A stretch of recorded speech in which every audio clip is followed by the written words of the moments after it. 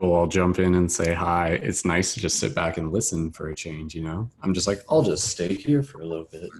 So awesome. Yeah, good to see everyone. Julia, it's good to see you, Rachel, Panda, Kris, and everybody else who, in Autumn, and everybody else who I haven't fully met yet. It's nice to meet you guys. That's awesome. But yeah, Kris, one thing, just as a Yeah. little tip, just making sure everyone's microphone muted prevents the microphones from like phasing out over each other. So Okay. like, yeah, it's better just to have it muted. So Okay. So I guess I'll just like mute everyone now yeah, to. like you can literally toggle that. Yeah. Okay. All right. Yes. So everyone right now is muted, and if you guys want to wait, so like I guess with everyone muted though, like is everyone still like allowed? They're able to unmute themselves, or It do I looks need like to it. do that? Yeah, we can unmute Okay. ourselves. Okay. All right. Gotcha. Cool. All right.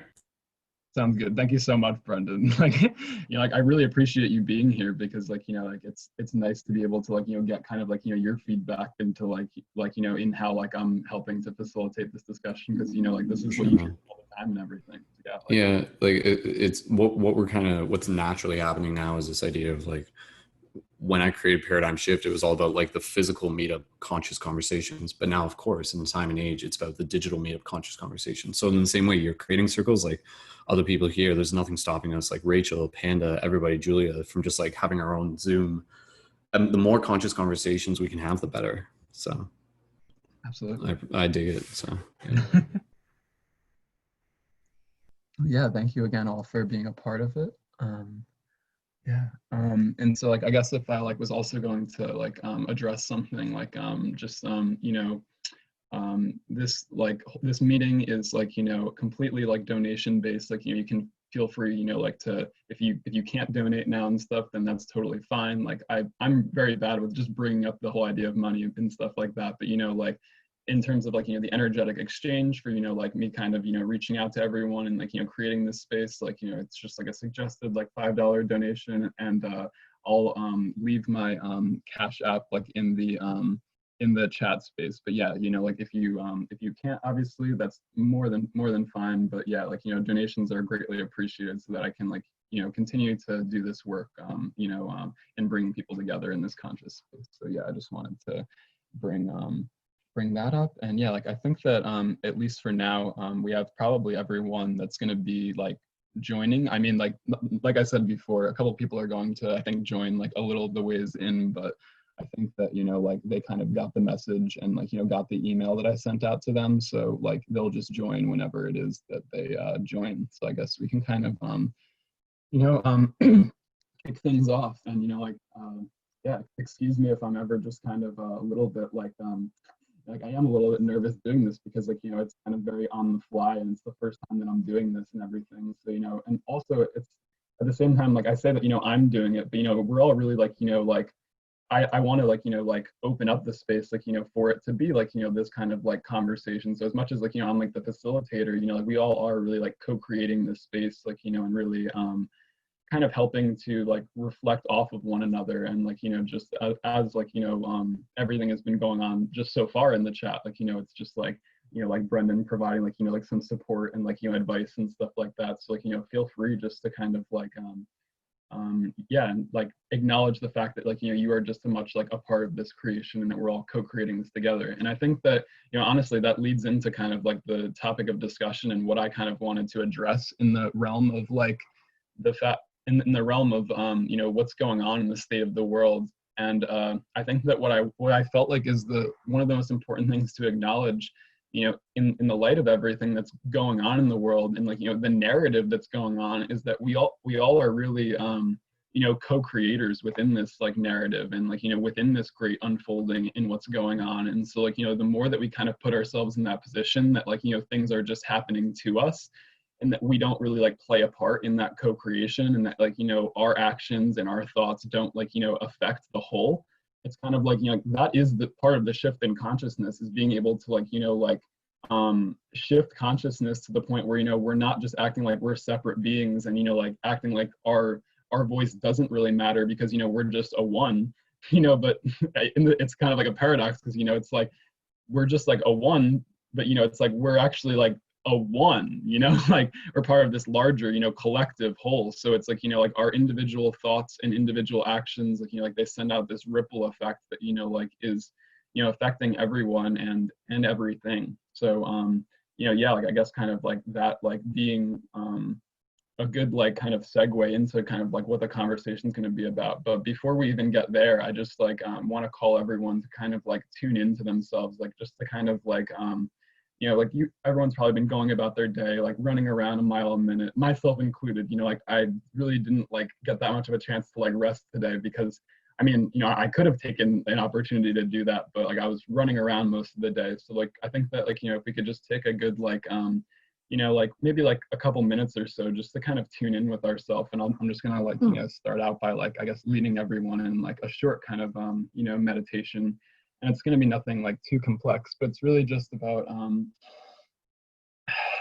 being able to tune into the breath and being able to slow down for a few moments and just kind of let go of what's going to be happening next. In my yoga classes and everything that I take, like what like my yoga teacher will always remind us is that like it's like we always want to be jumping onto the next thing. And I'm sure everyone's heard of it as the mind that wants to just jump onto what we're doing next. But like tuning into the present moment, like the here and now, our breath, like the in and the out. So the yin and the yang. So yeah, just taking a big inhale and an exhale. And you can go at your own pace, but really this is just a matter of tuning in to yourself. And yeah, I'm going to be quiet for just a few moments because I think that that's probably the best way to kind of do this tuning in because yeah, I think that like being able to kind of be silent for like a couple like moments will be very helpful. So just tuning in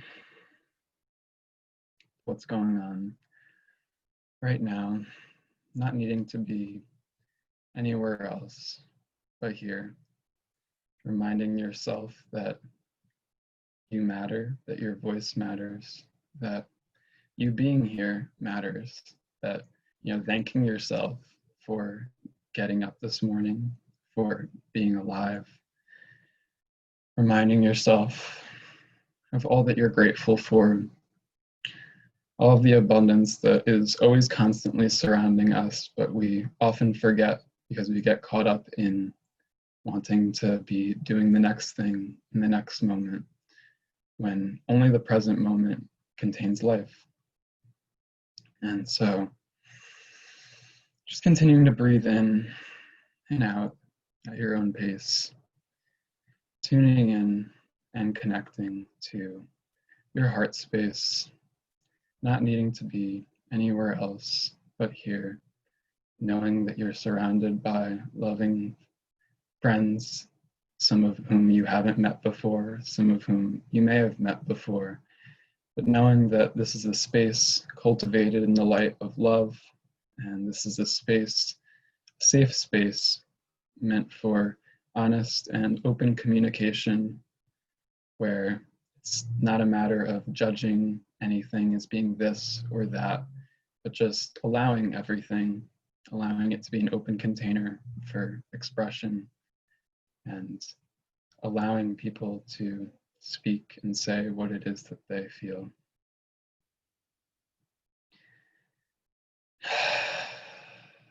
You can feel free to take a couple big inhales and exhales just to kind of, like let it all go at your own pace, obviously. I don't mean to scare you, understanding that this is one of my first times leading anyone in a meditation before, but these are the things that I remind myself when I'm personally meditating, and everyone has their own unique style to doing that. So, honoring how it is that you choose to tune in and knowing that, that is more than enough, and that, there's no right or wrong way to be tuning in, but it's just a matter of slowing down for a second and, being here and now. So thank you everyone for, slowing down for a second so that we could, get more intimately connected to our heart space so that we can really have this conscious conversation. And, knowing that it's not a matter of needing to rush anything along, but that we can, take our time to speak and share. So, yeah. So once again, thank you all for being here.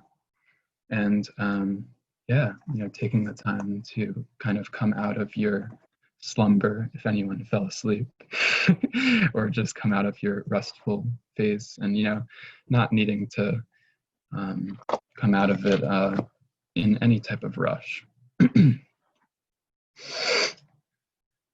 So just kind of coming back to the present moment, and coming back to the focus of like this conversation, and why I called you all here together, and I think that coming together in these times of great change and uncertainty is so important, so that we can all like come together to share our thoughts, ideas, and perspectives in order to collectively navigate, like it's kind of like collectively navigate forward in a direction that is going to move us towards like oh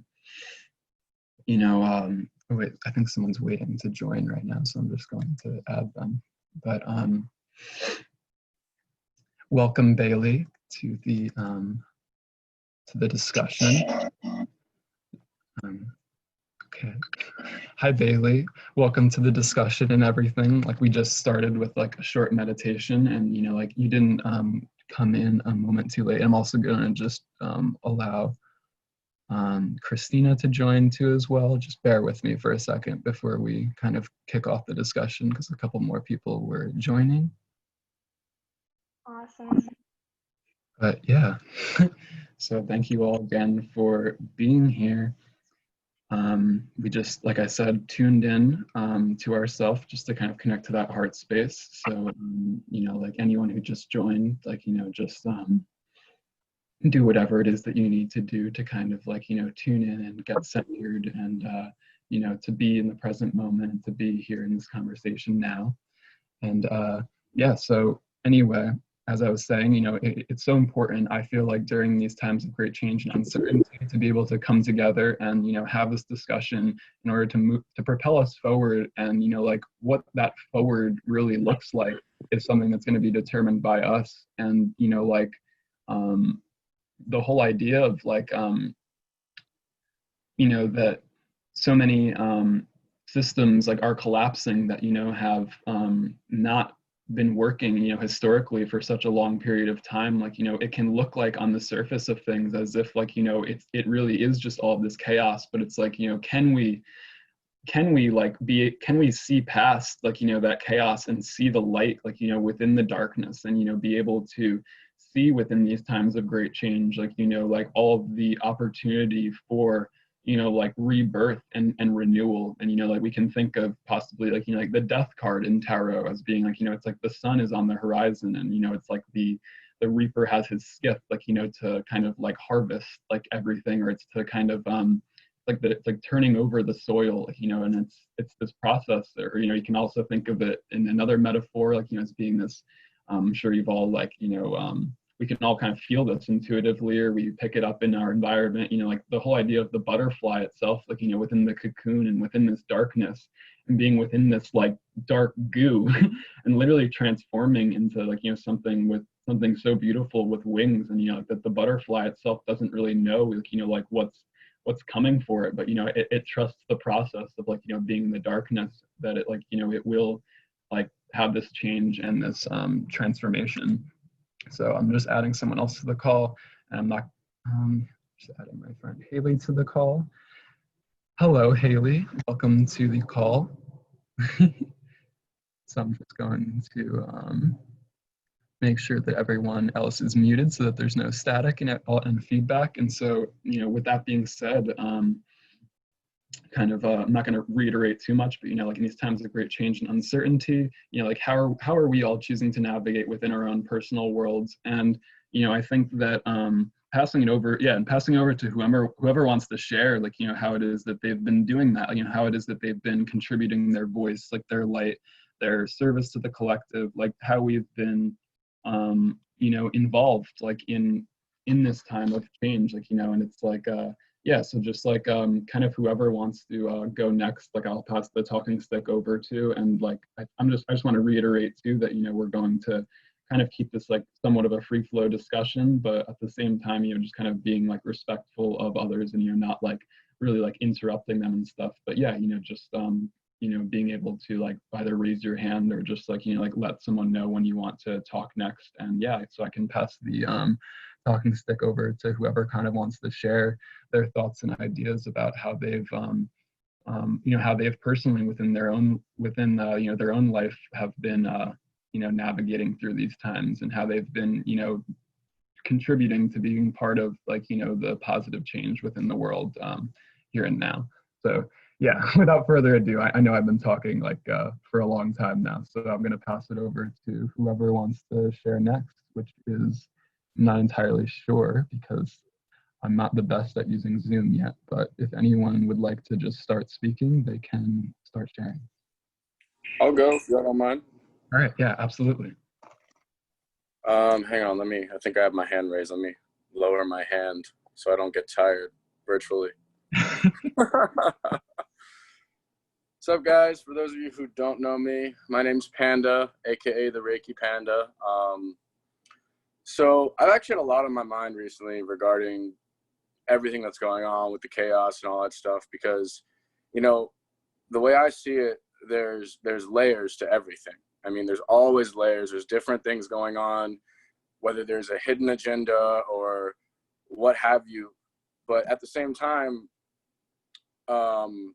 being a person of color and having some of the experience I've had in my life with some not so fun experiences with police and some different racial names I've been called, because for background's reference, I'm Black, Japanese, Hispanic, and French. That's what I have in this physical body. Obviously, we're all divine reflections of each other, and this body is just a vessel.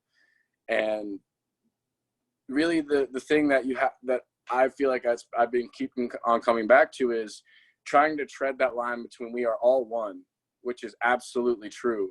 But even if we are not of this world, as our natural and pure state is that of the observer and the divine spark, we still live in it.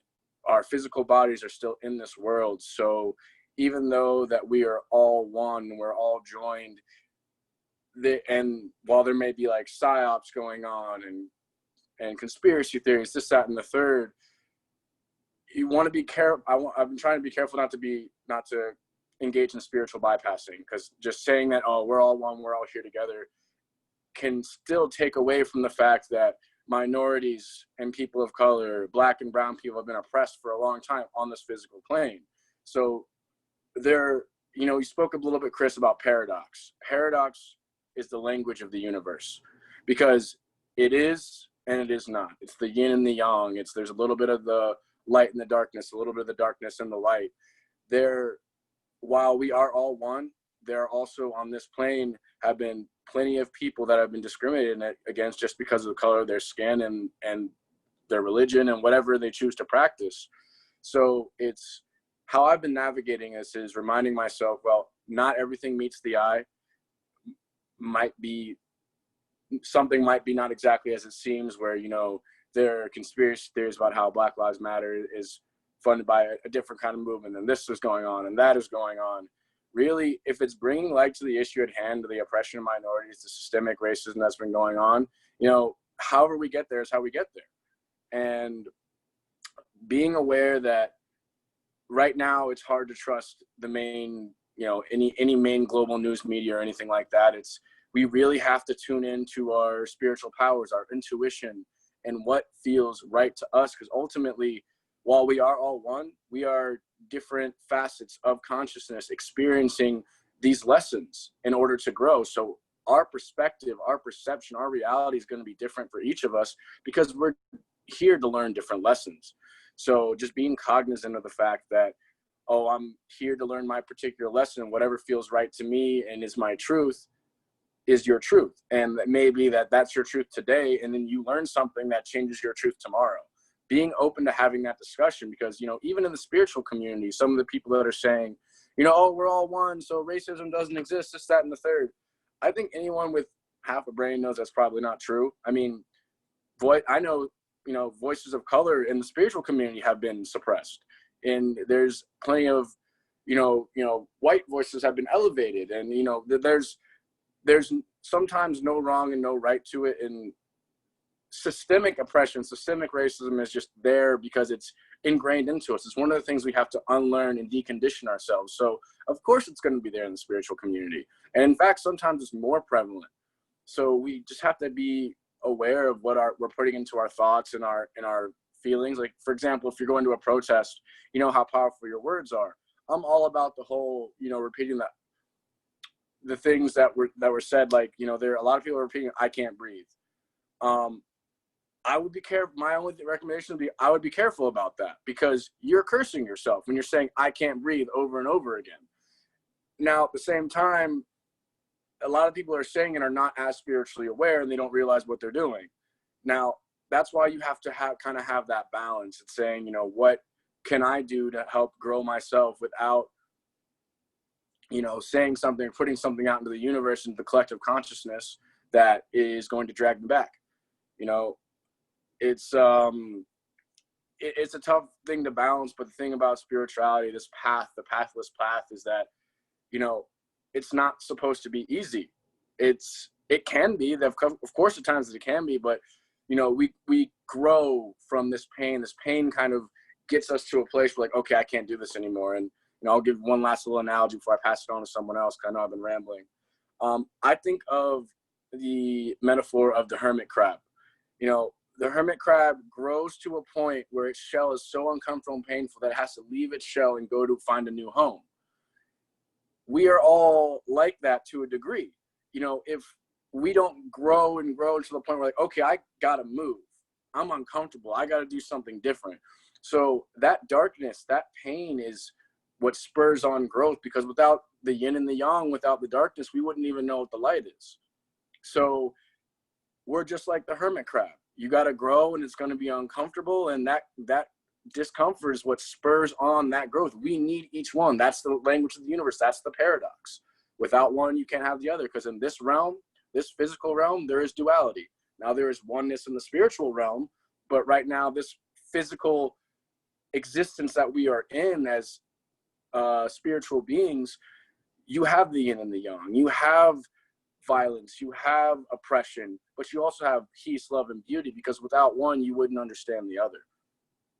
And that's my piece.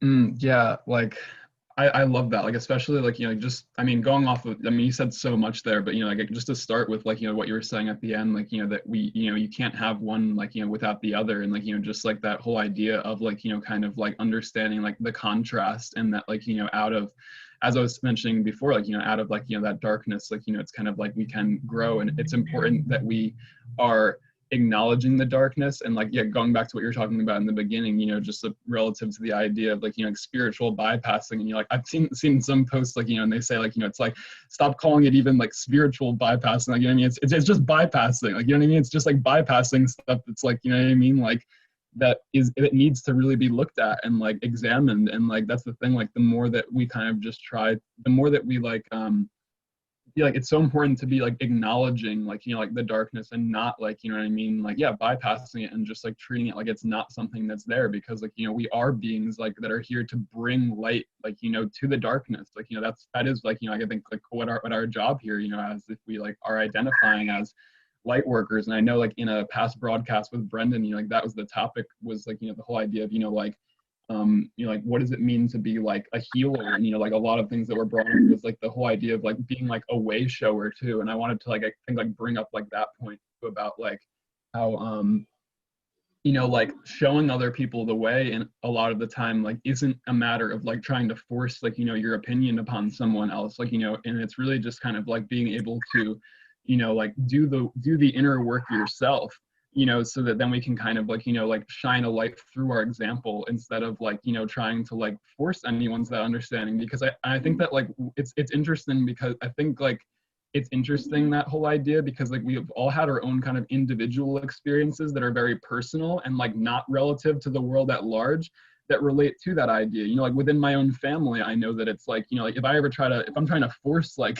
like, conversation about, like, like, consciousness and everything onto my family, it's not going to really go so well, like, and I've learned the hard way, that it's kind of like, I can't really, like, force, like, like, and it comes up in so many different ways and in so many different faces, you know, and it's kind of like, I feel like it's such like a big thing that, yeah, like shows up in many different ways, like, you know, within our lives, like, and it really just always comes back to the idea of like, you know, like we need to just be the light in the way where it's like we aren't, where we're, you know, holding all perspectives too as being valid and as being like, you know, like okay, because we all are like, you know, truly like navigating through this like in different ways, and to kind of like condemn anyone else too for like how they're choosing to do that is basically just being like, I don't like, you know what I mean, like where you're consciously situated. And you know, like if you think about it like that, it's like, you know, like you think about the idea, I'm always brought back to that quote by, you know, Ram Dass when he says, you know, that we're all just like walking each other home. And, you know, like it's like, I think we need to like be like treating like, you know, each other in that way where it's like, you know, we really are trying to like uplift each other. And what that means is not like, you know, pushing people down, but it's uplifting them. Like, you know, it's being able to be like, you know, like being able to like see them and have compassion. You know, that's like what true compassion is. And true compassion is being able to like, you know, like love your enemy, you know, like as yourself. And it's sometimes those are the hardest things like, you know, that we have to do. And it's like, you know, like I think that that's kind of part of this bigger shift too, is understanding even that it's like, you know, at like the level of like, you know, just like people in the world that we view as being like evil and stuff like that, it's kind of like, you know, they're still playing their part within this kind of contrast too of just kind of like, you know, like, yeah, like, I mean, we don't necessarily agree with like what they're doing, but like, you know, it's kind of like, I don't know, like, I mean, I don't really know, like, I guess like so much like about that, but it's just the idea that, you know, it's like some people are like playing out these roles that are like, there to kind of like, you know, be the contrast that like we need to see within the world. And not to say that it's something that needs to stay there, but like that is what they're doing. And it's kind of like, you know, we can maybe like, you know, relate, if we can have some level of relation and being able to authentically relate to them in some way and to see ourselves within them in one way or another. And I think that like, you know, that's part of this whole conversation too, and just kind of reflecting off of each other as mirrors, is that we can kind of like, you know, see parts of ourselves within each other, so then we can like, you know, more effectively like, you know, communicate and like not feel so scared to communicate, and realizing like, oh, like I can, I feel you, you know, like I understand like what it is that you're feeling, like, you know. And I think that the more we can break down those barriers, like, you know, in being able to not relate to certain people because of whatever type of trauma that, you know, like we may have been having or something. And yeah, I'm not going to talk for too much longer. I'm going to pass it on to someone else to kind of, you know, share, reflecting off of what Panda just said and everything. But yeah, you know, just like everything that you said, yeah. Because I have to leave soon. Oh yeah, absolutely, yeah. And I think I have something to say about that. Yes. What I'm really getting into more and more is past life healing and just in general trauma healing. And I think that, and basically what I wanted to say is exactly what you were talking about, which is about like how people are mirrors and people are contrasting, basically. So we can see, oh, I'll turn my light up so you can see me.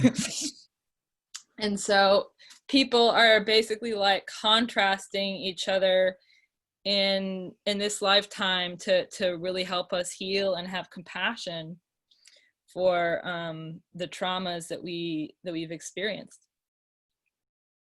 And I just want to say, like, yeah, it's really awesome that you see that, and that we are all really, really aware of this at this time. Is like such a magical thing. It's such a wonderful thing. And I remember growing up, you know, like, you know, maybe my earlier 20s and in my teens, where I started to do healing for myself, you know, and I would sit and cry or sit and face the situation and talk myself through it.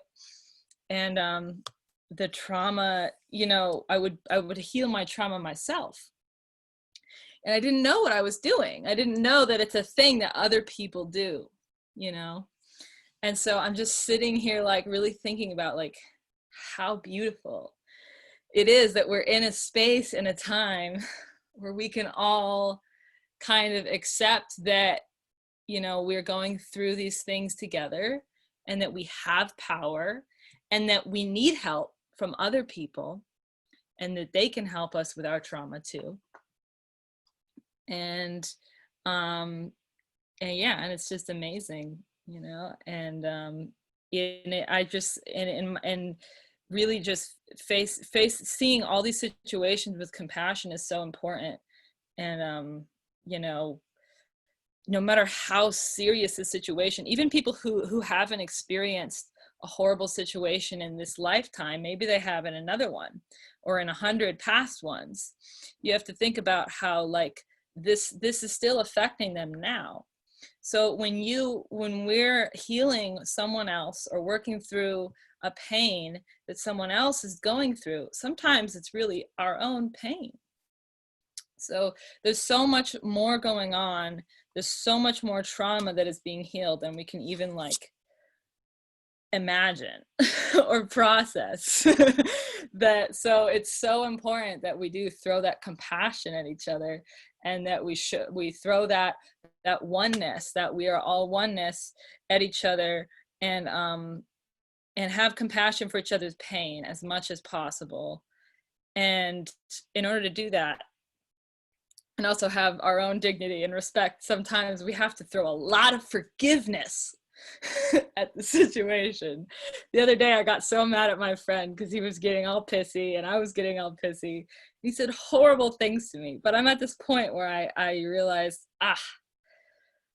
you know, people just go through hard times and they take it out, and forgiveness is ultimately the way to heal, you know. So I just want to say that I have to go soon because I have to do something before sunset. But I love you all, and thank you so much for listening. Oh yeah, absolutely. I like yes, like, you know, so much of what you said like was so beautiful. And yeah, like, you know, if you have to go, that's totally fine and everything. But yeah, like I think that, you know, like thank you for, you know, like adding your voice and like, you know, being part of the call, and like, you know, sharing like, you know, your beautiful reflection like, you know, on the matter. I think that, you know, you brought up some very like you know, very big like points and stuff like that are very important to touch upon, like especially like the whole idea of like, you know, kind of this idea of like collectively like healing trauma together, and that like, you know, a lot of the same things that, you know, we've been through, you know, others have been through too. So like, you know, it just goes back to that same idea of like, you know, being able to see ourselves within the other. And when we find our own strength, we offer that to others, like as one. Even it's better when we get to talk about it and connect, but like when, even if we're not like talking or completely separate, our energies, our healing, our ability to face our pain and to move through it energetically helps the whole planet. Which is, I just want to put that out there. So if anyone feels like, what's the point of getting better? What's the point of healing myself? How am I important? You are important. Yeah, we all are all so important. So I just wanted to say that. Yeah, I mean, like, yeah, beautiful. Like, I mean, if anyone else wants to, like, you know, like, you know, like, kind of jump like off of that, I feel like I kind of already like said like a little bit of my response. I could jump in. Okay. So I recently saw this video by Jocko Willink. He's a proponent of this concept, extreme ownership. And it was really powerful coming from him because he's a Navy SEAL and he experienced warfare firsthand. And he gave the example of the Christmas truce in World War I, where the Germans were singing Christmas carols and the English joined them. And for a brief period of time, they were able to see each other as humans. And it's just so upsetting to see, you know, everybody on all sides of the equation to, you know, dehumanizing each other. And it's easy to get wrapped up in our egos and resentments. And I mean, perhaps this is an opportunity to I always like to, the aim should always be de-escalation whenever possible. I think our aim should be, I mean, I think within our lifetime, ultimately we should aim for I mean, this might be naive, it might be a little bit longer than that, but I don't see why we shouldn't be able to have world peace. I don't see why we shouldn't be able to see ourselves within a broader global human community and negotiate and work for the best interests of the collective in a way that de-escalates tensions. And if it's not achieved, I mean, at least we can work towards it. And when I was in the university system, for instance, I was very frustrated with this, because what happens is, you know, these professors try to, you know, raise consciousness about, you know, homelessness or having a more global perspective on things. But then as soon as they leave the university, and they'll agree, but then as soon as they leave the universities, I mean, these same people work for Lockheed Martin manufacturing weapons and working Wall Street and the devil, quote unquote, so to speak. And I hope that with COVID and all of this moving forward, it can be an opportunity to see that we can get involved in our communities and, you know, maybe like in our states. And I mean, you can go to, I mean, there's so many issues that need to be addressed. And we can, I mean, you can actually go to, you know, town hall meetings, or I think there's even meetings where you can actually address politicians and like bring forward issues before them. I mean, there's a mental health organization that I'm involved in, and they do things like that. But yeah, I just hope that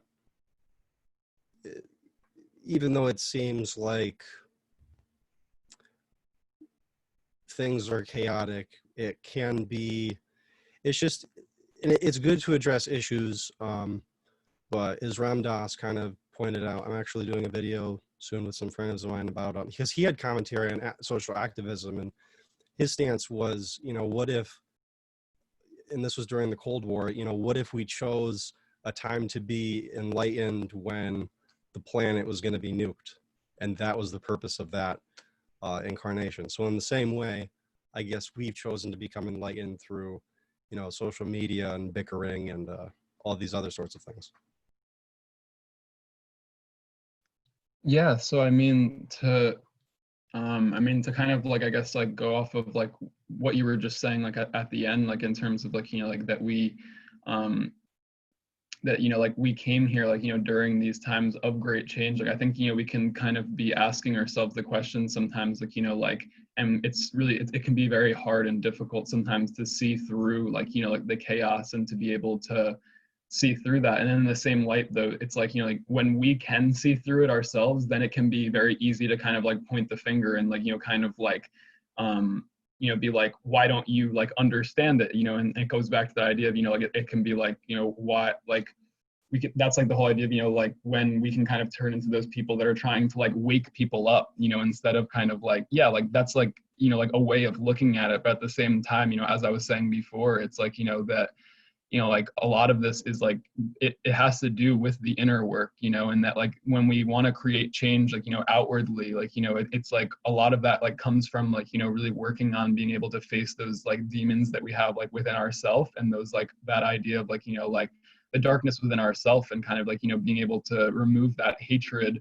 and clean like our own lens off so that we can see things more clearly without like, you know, the obscuration, you know, of like that, of, you know, the illusion of like, of separateness, and, you know, being able to actually see ourselves like as being one. Like it comes from that like inner change and transformation within that, like, you know, a lot of the times it's cultivated through like, you know, our own individual practices. And I think that what I wanted to kind of, I think like what was just brought up, like, you know, in my head right now, you know, like in thinking about that too, is kind of like how a lot of people have posted a lot of things, including myself, you know, and it's come up in past conversations with Brendon, you know, that we've had, like, you know, just the idea about how like, you know, we all are really kind of playing like a different role within this, like, you know, shifting dynamic. And that like, you know, like that plays into the idea of like, you know, like not really like shaming people for not like, say, like being on like, you know, the front lines, like in the street, like, you know, protesting, like, you know, like that has its place just as much as like, you know, people who are like offering, like healing services, like, like Reiki and stuff like that. And that like, like them doing that isn't like wrong, and that like, I think that like collectively what's just been in the air so much recently is, collectively what's been like, the atmosphere, I think recently, and why it's been so heavy. And, even within myself, like sometimes I'm really hesitant to post certain things because like, I don't want to be like shamed or, like looked at like, as being like wrong. And, like, I think that, my friend, Danny just joined, by the way. Like I had forgotten to like send him the link because, yeah, but like, so if you guys could welcome him to the chat space. My friend Danny just joined. But, yeah, like, I think being able to, not like condemn people, like back to that idea, but, just like being able to, like,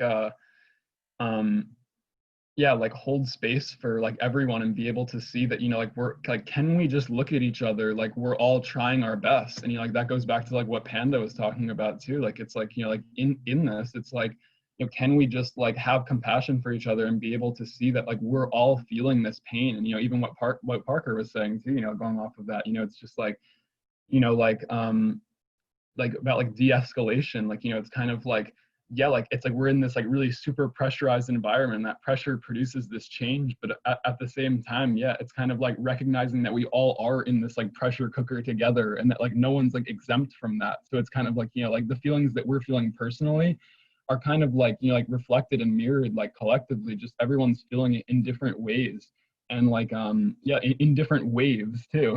Like it's like we may not be feeling it in that moment. We may be feeling like, super upbeat and happy, like, because we just had like a great time like in nature, and someone else could have just been like, like having like the worst day ever, where, like they did kind of like feel like things got out of hand and like, like kind of got escalated. So it's kind of like, being able to like see like, okay, like not everyone is like in the same mind space as me right now, and that's okay. And like, being able to honor everyone in that. So yeah, if everyone, if whoever wants to, I guess, go next and kind of chime in to, branch off of that, they're more than I'll go. Hey everyone, my name is Danny, and yeah, so the way I'm seeing this right now is how, the old Earth system and all of its old structures and pillars are just, coming undone and being wiped clean and clear, so we can build like something else like on top of that. And it's just also like a reflection of all, like during these events, during these world events that affect people's lives, everyone's at home thinking about death and wondering about what the afterlife would be like and all that kind of stuff, because people are dying. And for that, it gives, like, it just manifests in the bigger picture, in the bigger society, because people are questioning all this, I'm questioning all this, like, fight or this struggle or this conflict that I'm having within myself, and I'm working on like clearing that out. And it just shows up in the same way on the planet. Like the planet itself is, clearing out all of this old debris, all of these, unsustainable energy systems, everything that was founded in hate, everything that was founded in deception is all just crumbling to pieces. And I also believe that it's like a really good sign that like we're all here and we're all having these conversations with each other, because it shows that, we are the ones that are putting in the work for ourselves, within ourselves. And, it's not going to be as an abrupt shakeup, like going further into the future, because there's going to be more events that cause everyone to, reflect and come into a state of love and unity. And for the people that have never even considered anything, like if never considered being not being a narcissist, to them, like that first day is going to feel like they're on fire, because they haven't done like any kind of work, any kind of like that. But like nobody really gets like left behind in all of this. Like we all have to help each other out. And there's even like other guides and beings that are by default, like are helping humanity reach this level of clarity and evolution. And we do the same thing for everyone else on the planet that comes in waves. And we offer that compassion, that love, and that grounded state of love into the earth, and we alter our reality and the way that we create our reality, and people, and as a byproduct of that, like people can feel that, people can perceive that, and it just, you know, it helps them be open so that way they can release whatever it is that they're in need of releasing. And yeah, like it's been a one where I've been, you know, really by myself a lot on my own. I had to say no to a lot of people and things and jobs and opportunities and everything, because I really needed to just have this time to sit and honor this part that was, you know, calling out for this to just come and, you know, be with myself on a deep level. And it hurts and it sucks, but it's clearing the space for something new, and how to like be and grounded into, you know, society from like a higher, not a higher, but just a more sustainable, clear groundedness as I go about on the earth. Because the earth, like simultaneously, like there's people living in 5D and there's simultaneously people living in 3D, and we all do this within ourselves too, you know, based on like what part needs rehabilitation and, you know, growth.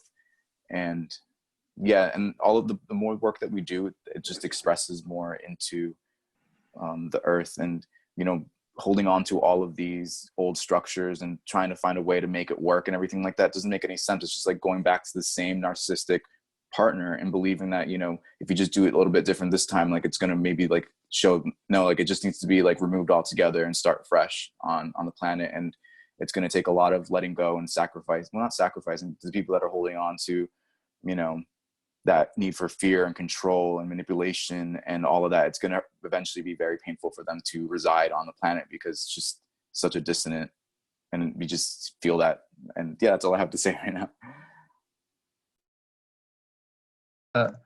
Yeah, so I mean, wow, like, you know, you brought up so much stuff, like Danny, that I feel like, you know, like so many of us, like, you know, have been thinking about in one way or another. And yeah, like, I just wanted to say, like, before I like further commented like on that, like, you know, say welcome to Alma and like, you know, Angel the Infinite, like, you know, who just joined like the call and everything.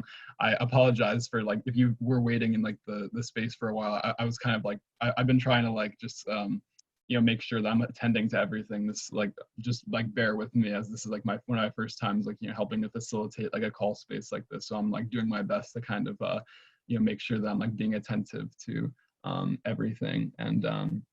And like, you know, the conversation and who wants to speak next and everything. And if you guys can, I guess, like help me with that too and everything, just in terms of like, you know, who does want to speak next and everything, like, you know, so that, yeah, like whoever did want to speak next, I guess, like if it was like, you know, yeah, if Maryam like wanted to speak next, like you're more than welcome to do that. And yeah, just to reflect like a little bit. I mean, I don't really have that much to, I think that Maryam would be able to reflect off of what Danny was talking about as well, because I've been reflecting like a lot today as well. And I keep saying a lot of the same things. So you're more than welcome. Hello, everyone. Hello, everyone. I love you all.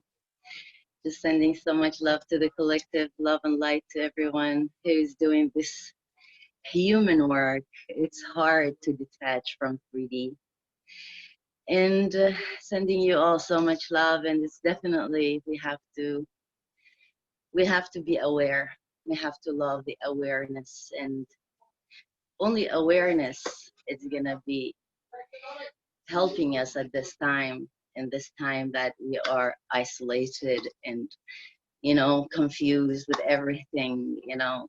And the collective, all it needs is awareness, you know, love and light and awareness. And I just want to send so much love to everyone. Thank you for inviting me, Kris. Always pleasure to be in such a beautiful space and show up and speak your truth, you know. It's not easy. It always gets you and, you know, triggers your confidence, you know, but it's good to come out and let it out and speak it and share it and let it go, you know, and feel that when we start doing it, we literally, you know, start coming close to each other and feel comfortable with each other, you know, and share more and more. It's all love at the end. Love is forever. And all I have is love for the collective, and the fact that we all feel the same way. It's amazing. And I love the new earth. I love the new frequencies that coming to the new earth. I love the new generation, definitely.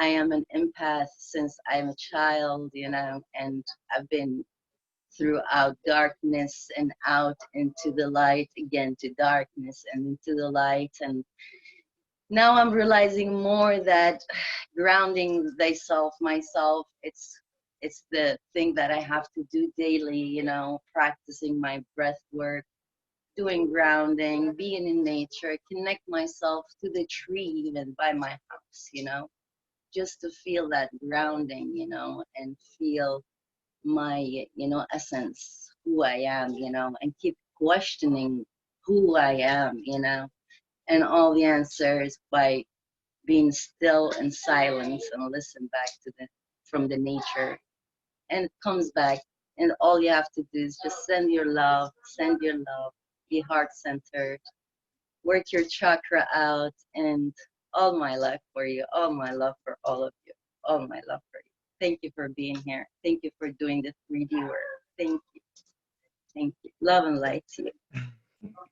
Wow, that was so beautiful, Maryam. Yeah, like I'm gonna like, you know, pass it on to whoever wants to talk next. But before I do, like I just wanted to you know, like reflect off of a couple of things that you were saying, especially with like, you know, you were talking about like, you know, the importance of really like grounding everything. And what that brought up like within me is like how a lot of people like, you know, like when they refer to the idea of like, you know, the new earth, and like, you know, like a lot of people have talked about like, you know, like being like the ground crew members of like new earth and stuff like that. And I like, it brought that idea up like within me. And like, I think it's like, you know, relative to the idea of like, you know, like we're the ones to kind of be like grounding this energy and like, you know, like this new frequency. And like the frequency is really, it comes down to kind of like, it is the inner work that we've been doing. So like when people like talk about like, you know, the idea of like, you know, like now is the time to like, you know, be like anchoring all that energy that you've been working on and like building up, like, you know, like that's what we've been doing, like, you know, like this work for like, you know, like now's the time to actually shine. Like, you know, it's like when the going gets tough, it's like, you know, going to like, you know, are we going to stand up and like, you know, be using these tools and stuff that we cultivated? It's, you know, are we just,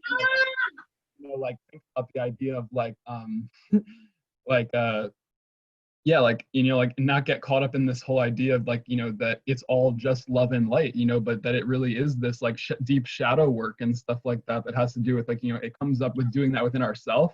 And then to reflect upon like, you know, like what Danny was talking about too, you know, it's like when we're doing that shadow work within ourselves, then we're grounding these new like higher frequencies of just more, you know, more light and more love, like, you know, outwardly, that's basically helping to dismantle like the paradigm of like separation and all of these old systems and like, you know, like narcissistic behavior as you were talking about and everything. So it's kind of like, you know, all of these different like behavioral structures, all of these like systemic like structures that are founded upon like, you know, like service to self versus kind of like, you know, service to others are like slowly beginning to collapse, and it doesn't like look pretty.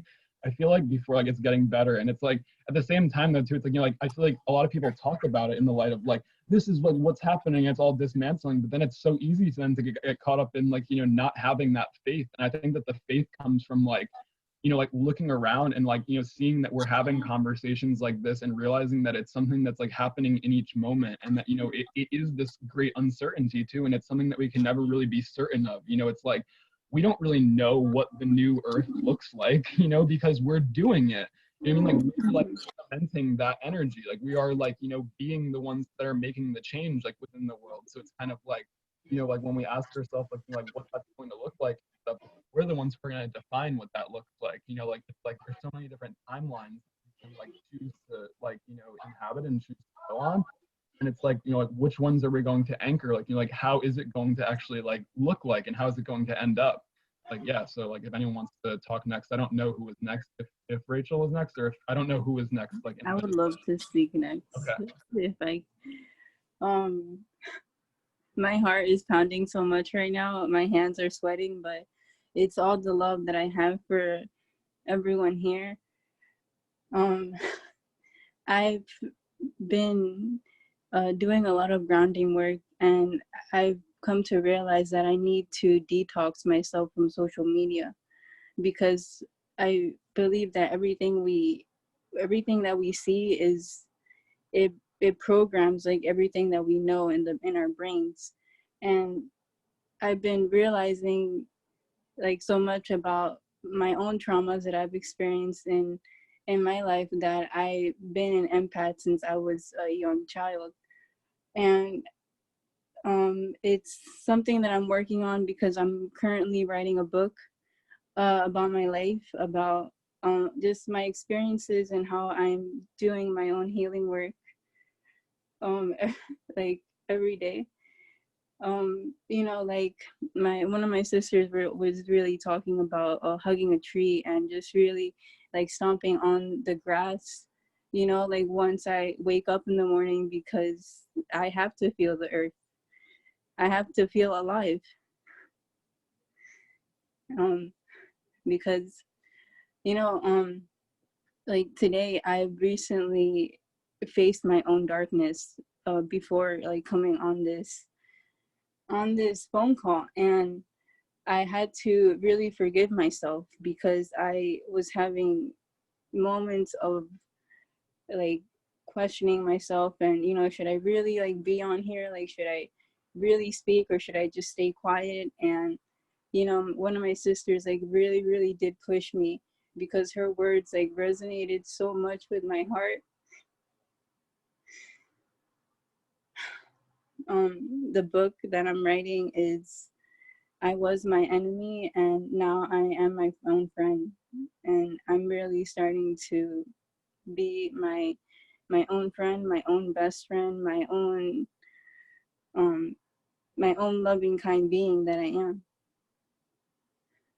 Yeah, and that's all I got. So thank you so much again for everyone. Also another my soul has been crying, and I realized that this morning because I woke up like at 5 a.m.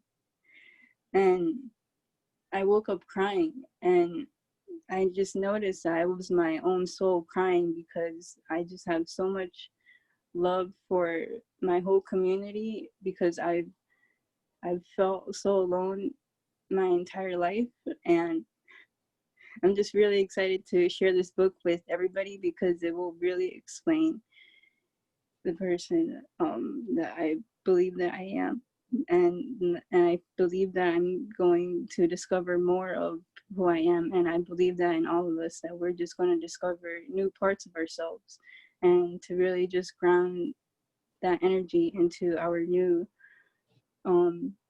self being. Well, is anyone else like is my heart like pumping like so fast right now? Yeah, I think I could definitely like relate to that. Yeah, I think that You're like, not alone. okay, You're not alone. whoever would like to speak next is totally more than welcome. Thank you so much, Melanie, for those beautiful, sincerely heartfelt words. Like, you know, like I think that like I can speak for, you know, everyone here in saying that, you know, like I felt like, you know, your words so deeply, and that, you know, like when you were like just like speaking, like, you know, like that's what it is, like, you know, it's speaking with like, you know, that emotion, that raw emotion, and like, you know, how you really feel, and like, you know, that's how we can authentically relate to each other, because it's like, you know, you're sharing this very personal and like this personal experience and being very, very vulnerable about that. And you know, like when you step into that light and when you shine a light upon that aspect of yourself that maybe you're kind of like afraid to share and stuff like that, you know, like it's revealing to us all. That's what it is. Like, you know, it's like you're revealing yourself, you know, and like, you know, like shining this light on yourself so you can, you know, see yourself more clearly through like reflecting upon it and sharing it. And you know, like you're offering that like in service of the collective. And you know, like that's like why I think that this is very much so like part of the, you know, healing work that's being done, like, you know, on earth. Like it doesn't look like all the time, like I was saying, you know, out on the front lines and stuff like that, but it's like, you know, having these open like, you know, discussions and really like, you know, getting vulnerable and getting down the stuff that we don't want to talk about, the stuff that makes us uncomfortable, like, you know, like you know, Maryam was like talking about that, like, you know, it's being able to kind of like, you know, I feel like in a lot of ways, like find more comfort within the uncomfortability, you know, like the more that we can kind of like find that. And that's like the whole paradoxical like idea of it. You know, it's like these are very uncomfortable times, but the more that we can kind of be here for each other and relate to our uncomfortability, like that's how we become more comfortable. So it's like, yeah, I think that that's something that like is really great to bring up and talk about. And thank you for sharing, you know, like yourself so vulnerably and openly. So yeah, whoever wants to talk next, I'm not sure who it is, but you can just chime in. Can Yeah. I share? Okay, oh my gosh. Okay, thank you, Melanie, for sharing. Your vulnerability is much needed on the planet. Actually, a lot of what I've been feeling today is like a lot of like anger, like inside of myself. I do like a lot of shadow work too, because I feel like a lot of spirituality is like dealing with uncomfortable emotions like sadness and anger, and feeling into those deep, very dark emotions and being able to hold space for them.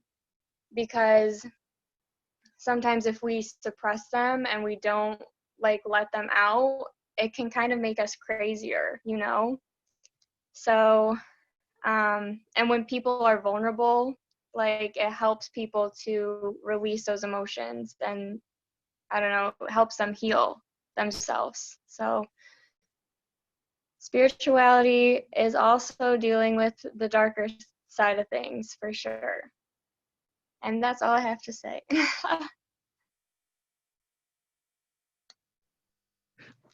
Thank you. Yeah, I think that's such an honest reflection upon like what a lot of people were talking about, what a lot of people have brought up in this discussion so far. That that like feeling is healing, and it's feeling it all. And like you could I don't know, I'm always like really like crazy, and I'm always like like thinking about how words like sound like one another. But it's like you think about the word feeling, it's like fielding too. It's like fielding what everyone's saying, and being able to kind of like allow it into your space. So like when we're kind of collectively holding space, it's like holding a container for like the earth. It's like being like like this is a space right now where we're holding this container, and like holding this space like collectively together.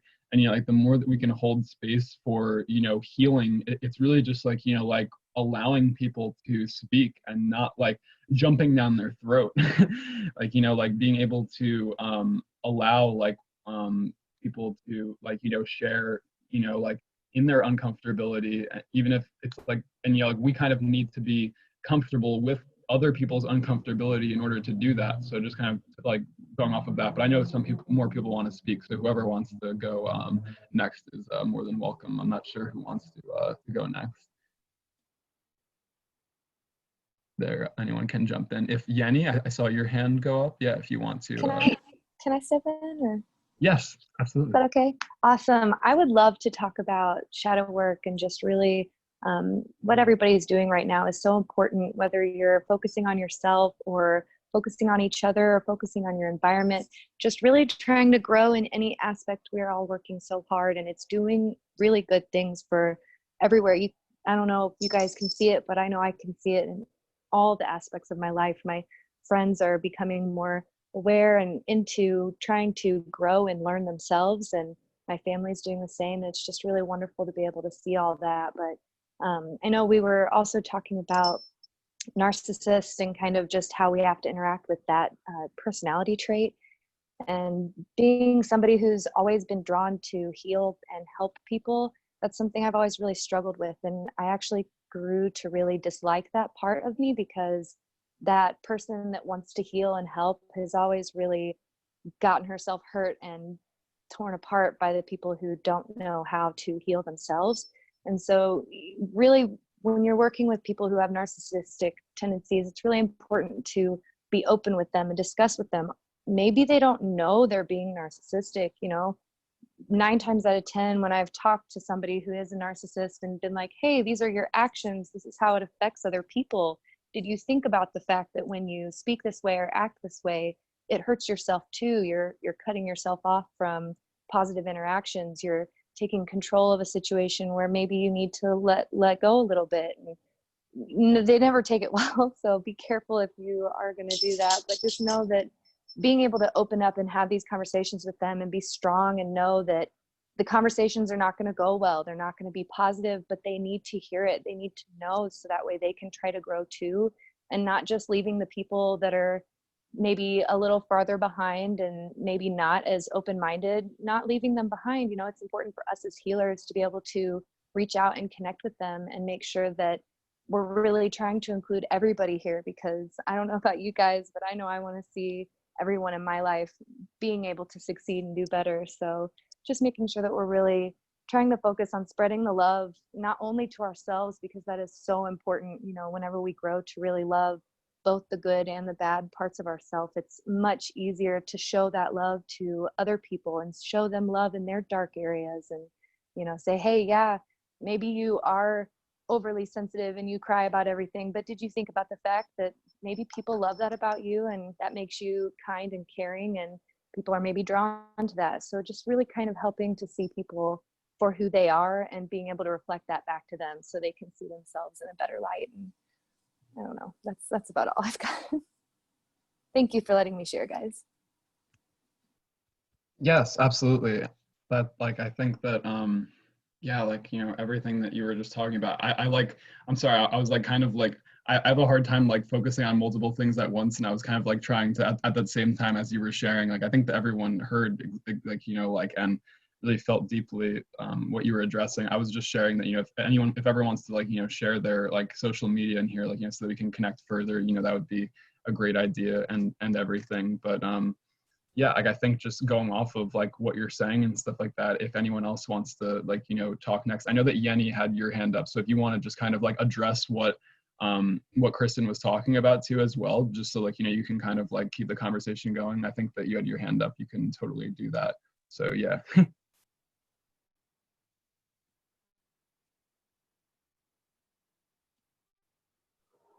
All right, can you guys hear me now? Yes. Yeah, okay. So, like one of you guys had mentioned before, my hands are sweaty and my heart is just like beating real fast. I had a really funky day today at work. I work in a mental health hospital for kids and teenagers.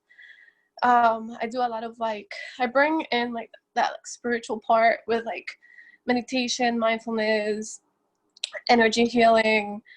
And so I just had, like you guys were talking about narcissism, and like, you know, there are certain people that do not believe in the work that I do and are kind of like fighting against it. And so I've been feeling a little bit discouraged. But talking to you guys today is like definitely making me feel a little better. But yeah, with the thing that's going on around the world,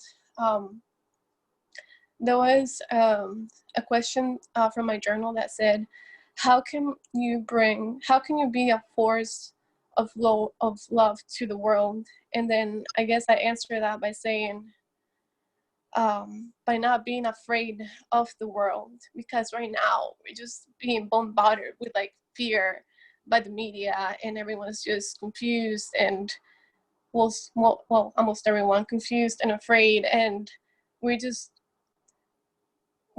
like, I don't know, like I'm a little nervous, sorry, but I feel like the veil is just lifting, and a lot of crap is like showing up, and in our personal lives and then as a collective. And so it's just a matter of connecting into like our heart center and not letting the fear and all of this negativity affect you, but rather like feel the emotions, accept and have that self-awareness, and transmute that and let that be the power for you to continue doing your work, because every single one of us impact our circle one way or another. I've seen a lot of my friends and a lot of people in my family being influenced by like just the things that I do, and without they reach out to me without me even reaching out to them. And so like little things like juicing, or they'll come up and ask me questions, or I'm sort of like that emotional support. And so like I was being like non-judgmental towards others and their level of consciousness and awareness, but just like being that guide and also being in tune with your own self and your own emotions. And so yeah, that's all I had to say. So thank y'all.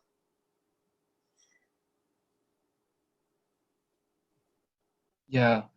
Wow, like you know, like similar to like, you know, like Melanie, and I mean just everyone, you know, here, like coming from that heart space, like, you know, it's like you like shared that like about the idea of like, you know, like speaking from the heart space, and you know, like how we need to be doing that, and you know, like it's like you are doing that, like, you know, through like, you know, sharing and expressing yourself, like, you know, openly, like, you know, in your vulnerability, and like, you know, sharing those raw emotions. And you know, like you mentioned that you were nervous, like, you know, like I'm nervous too, like, you know, doing this, like, you know, like as you can probably tell, like, you know, and it's like, yeah, like I think that being able to bring like all of that stuff to the surface and like allowing it to be transmuted, like, you know, we're all feeling so much of this heaviness right now. And the more that we kind of stop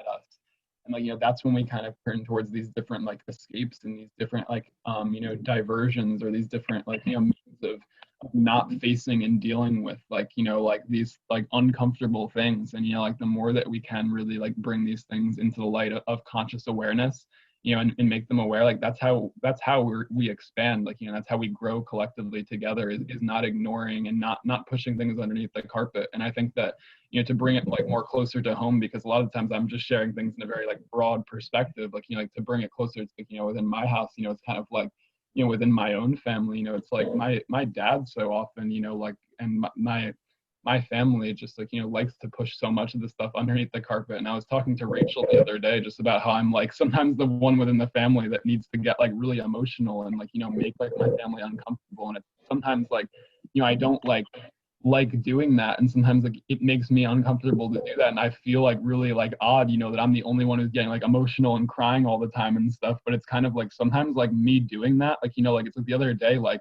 my dad, like, you know, admitted like to me, you know, that it's like he like, you know, like isn't in touch with his emotions, like, you know, often. And like, you know, I kind of like brought that into like the light of his conscious awareness, and I gave him like a hug, you know, and it was just like so like nice to be able to like connect with him at that level, because it was like you know, like I feel like if I didn't like kind of like feel as deeply as I did, then, you know, like that wouldn't have been brought up. And as much as like, you know, like sometimes like, you know, I think that we can all relate to the idea of, you know, just kind of like, you know, because we all are like empaths, and, you know, I think that was brought up like, you know, by everyone, like, you know, it's just like we all feel everything, and we're like feeling it so sensitive, like we're so sensitive to it. And it's like we need to like understand and come together within people, like within groups like this, you know, like amongst other people who are very sensitive, to kind of like feel validated for that, and realize that like, you know, like we are like valid for feeling that way, you know, as much as other people try to just like, you know, be like, oh, you're too sensitive, like, you know, like, oh, you shouldn't be feeling it, like, you know, like that. And it's like, no, like we are, you know. And it's something that's like,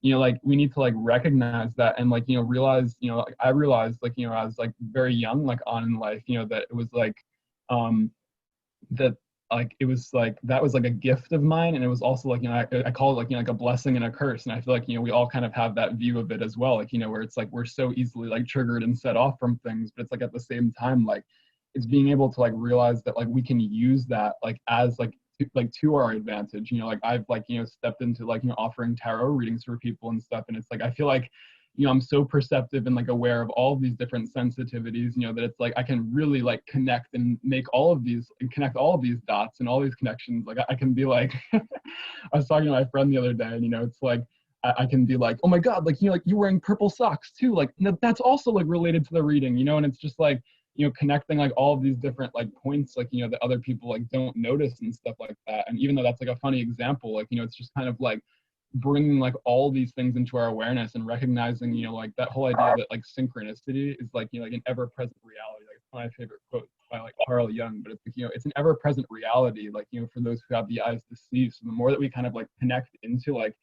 our higher self, and that we can actually like connect into like, you know, like just more of like what's going on in the world, it's kind of like the world becomes that much more meaningful and a lot less meaningless. You know, like the more that we can kind of like see like these things as being like as signs, and like, you know, kind of take like things like in like that, like, you know, it's kind of like being able to like, you know, you can put like 10 people in a room together and they could all be looking at the same thing, but, you know, like someone could like, you know, like have, I mean, everyone's having a completely different experience, but, you know, people who are ultra sensitive could like, you know what I mean, like write a whole book about everything that went on in the room. Like, you know, like Melanie, like, you know, you're talking about like writing a book and stuff like that. You know, some of us can like write a whole book about like, you know, like a 5-minute experience that we have, versus like, you know, other people who are like, yeah, it was cool. You know what I mean? Like it's so it's like we're all like, you know, like intaking the information from our environment in like at different levels. And that's the thing, like that's when it comes back down to what Maryam was talking about, like awareness. It's just kind of like, you know, like, and people like being able to kind of go about their day just going on like a walk, and like they like intake so much sensory information that it's kind of like, you know, like so many downloads, you know, like we call it and stuff like that. You know, it's like versus like other people who may just like, you know, be very uncognizant and unaware. So that's why like I think connecting to nature and being able to slow down it brings us back to that like space of just being able to notice all the things that we kind of like, you know, maybe bypass or that we like zoom past, where we're literally just running through life, or we're driving our cars all the time. You know, it's like, for the longest time I didn't have a car, so I would just ride my bike everywhere, and like just doing that in of itself, like, you know, it allowed me just to be aware of like a lot more of what was going on, because I was like, you know, like not moving around so quickly. So, yeah, I didn't mean to talk for such a long time there, but yeah, whoever wants to talk next is more than welcome to share. I don't know who wanted to speak next. Screw it. Okay, my heart is pounding like crazy, and I've been wanting to speak for like the longest time because my throat chakra is literally like burning like crazy. But I was in shock of how everybody is talking about the same thing. And I'm not afraid to admit anymore that back then I literally thought that unity consciousness was shit. I thought it was just hocus pocus. I just thought that, nah, it's just being hippies and stuff like that. I'm no longer going to be afraid to admit that. And that curiosity started when I discovered Brendon. And I'm also not going to lie, he triggered me a lot. Everything that he had, he triggered me a lot. Oh my God. Oh my God. I'm looking at him like, the fuck? But I'm like, spirit has a way of just, like, you can tell it's gentle. Like, just go for it. Don't question it. Just go for it. So I look, I lurk, I'm questioning. I'm like, okay. Getting a little deeper. Oh shit. And then, oh shit. Wait, Brent, wait, what the fuck? And then next thing you know, I'm like, you know what? 2 years later, fuck it. Let me just be a leader. And that's before my 30th birthday. And then this happens. So, unity consciousness is real. And I'm very grateful to find you guys and, you know, to be part of a community that I never thought would actually exist. And I'm so proud of you all. You know, like, I've always had an uncomfortable relationship with the term light worker because I more relate to the shadow. And majority of my life, people just denied darkness and treat it like trash, treat it like it's not supposed to be here. Then why death exists? I mean that's just my point of view, but I mean I have so much to say, but I just want to thank you guys, because if it wasn't for you guys, I wouldn't have the strength to just express myself and just be here. And now I feel like I have a bigger purpose, bigger than me. And I'm definitely happy with that, because now everything I do is for you. So I just want you guys to know that I love you and I'm proud of you, of everything that you've done. And fuck anybody that says different. Yes, we are empaths. Like, the fuck? Yes, we feel. Like, that's how we're designed, the fuck? So, I send love, peace, and badass chi to all of you. And continue doing the shadow work, because you see it. You see it. The results are there. And I'm shaking right now. I'm trying not to cry. Wow, yeah. Oh, that's all I have to say. Sorry. No, don't be sorry. Like, like we need that energy, like, as part of the call, like, and that's why I say, like, like you were just like, thanking all of us, like, for being here, like, like thank you for, like bringing that, like, like Oh, fire. Bailey, I'm making you cry. Yeah, like, like thank you for bringing that fiery energy. Like so I just gave like, Christina like a tarot reading, like, Yeah. a couple of days ago, and it was like, and it was literally, and it was literally like, like Ace of Wands, like, like fire energy, like you gotta like get your voice out there and like, be heard. I mean, no, like, I was like, Spirit, don't be like giving him gems now, like not yet, okay? Like, I don't think he's ready yet. Because the thing is, like, majority of everyone suppressed me. Whenever I express my emotion, it's like, why are you acting like a baby? Oh my God, grow up. And just the more I hear that, the more I'm just silent. And when all this chaos, I mean, low-key, I'm not gonna lie, I'm thriving in it because I'm a huge believer in sacred destruction. So the fact that it's necessary for this to happen, and like strangely enough, I'm thriving, but it's not only me, it's everybody. And I'm seeing everybody shining like stars in a galaxy. And I'm just like, everyone is getting lit. Let's keep going. So I just thank you, Kris. Yeah, well, like, I thank you. again. Yeah, like, those are some really beautiful words. Like, what I wanted to bring up, and reflect off of what you were saying to, like, what came up for me, like, specifically, and what you were talking about was just like, about being like silenced, and it's like, and when we like are going through like the state of the world and like the state of the times, like, when it's like talking about like, like when people like say like, I'm not saying like, that some people don't like, like post a lot of these things like, with good intentions and stuff like that, but like, I reposted the other day, like my friend Devon, like, like he was like sharing, the idea of like people like posting me like I can't breathe and stuff like that, and it's like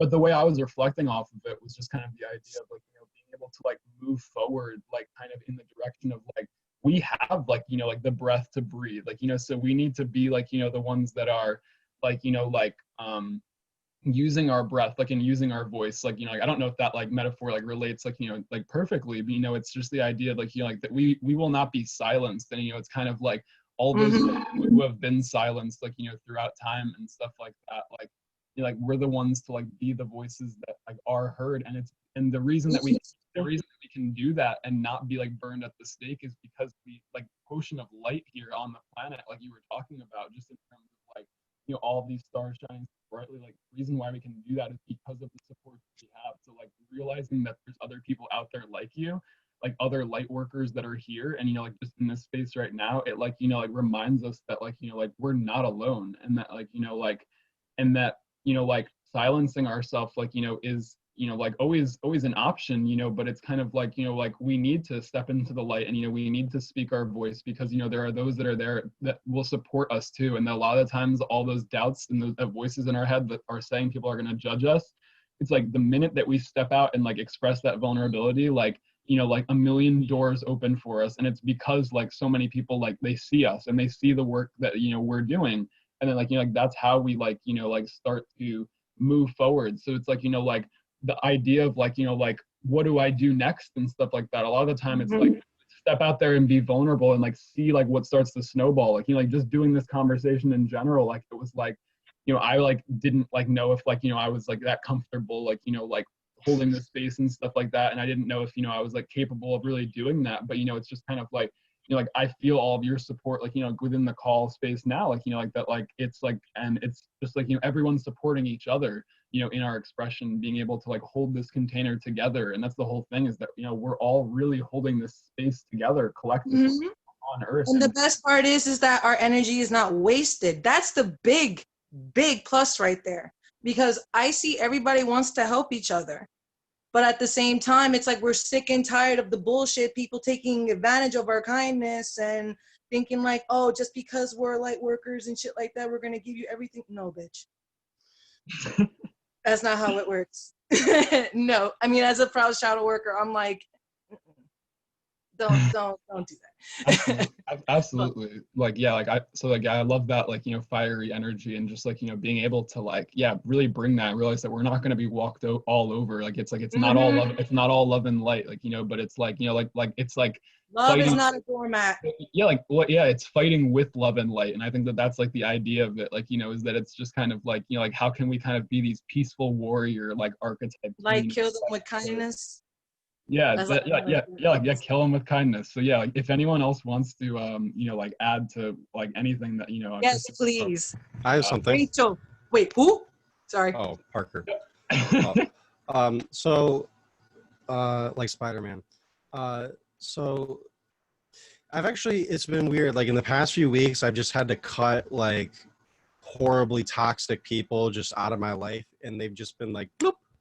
And the way I kind of look at it is I kind of have the image of the Zen masters. And I even made an animation of this where Ram Dass discusses this. There's the Dharmic anger where a Zen master will, this is kind of counterintuitive, but a Zen master will beat his student and like hit them with a stick when they're not paying attention in meditation. And in those kind of environments, unconditional love, it gets confusing because in the West we associate love, I mean, that's what's used to like sell diamonds and shit like that. Whereas in the East, love is much more balanced. It's more about being accepting. But from that state of acceptance and reverence and grace, if that standard isn't upheld, like if I was to just go into a Zen monastery and be completely disrespectful of the traditions and the customs and the formalities, they would beat me and throw me out. And so in the same way, when in our relationships, when there's people who are just so toxic and manipulative,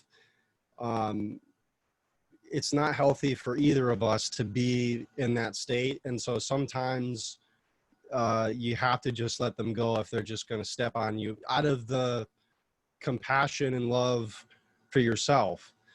And so,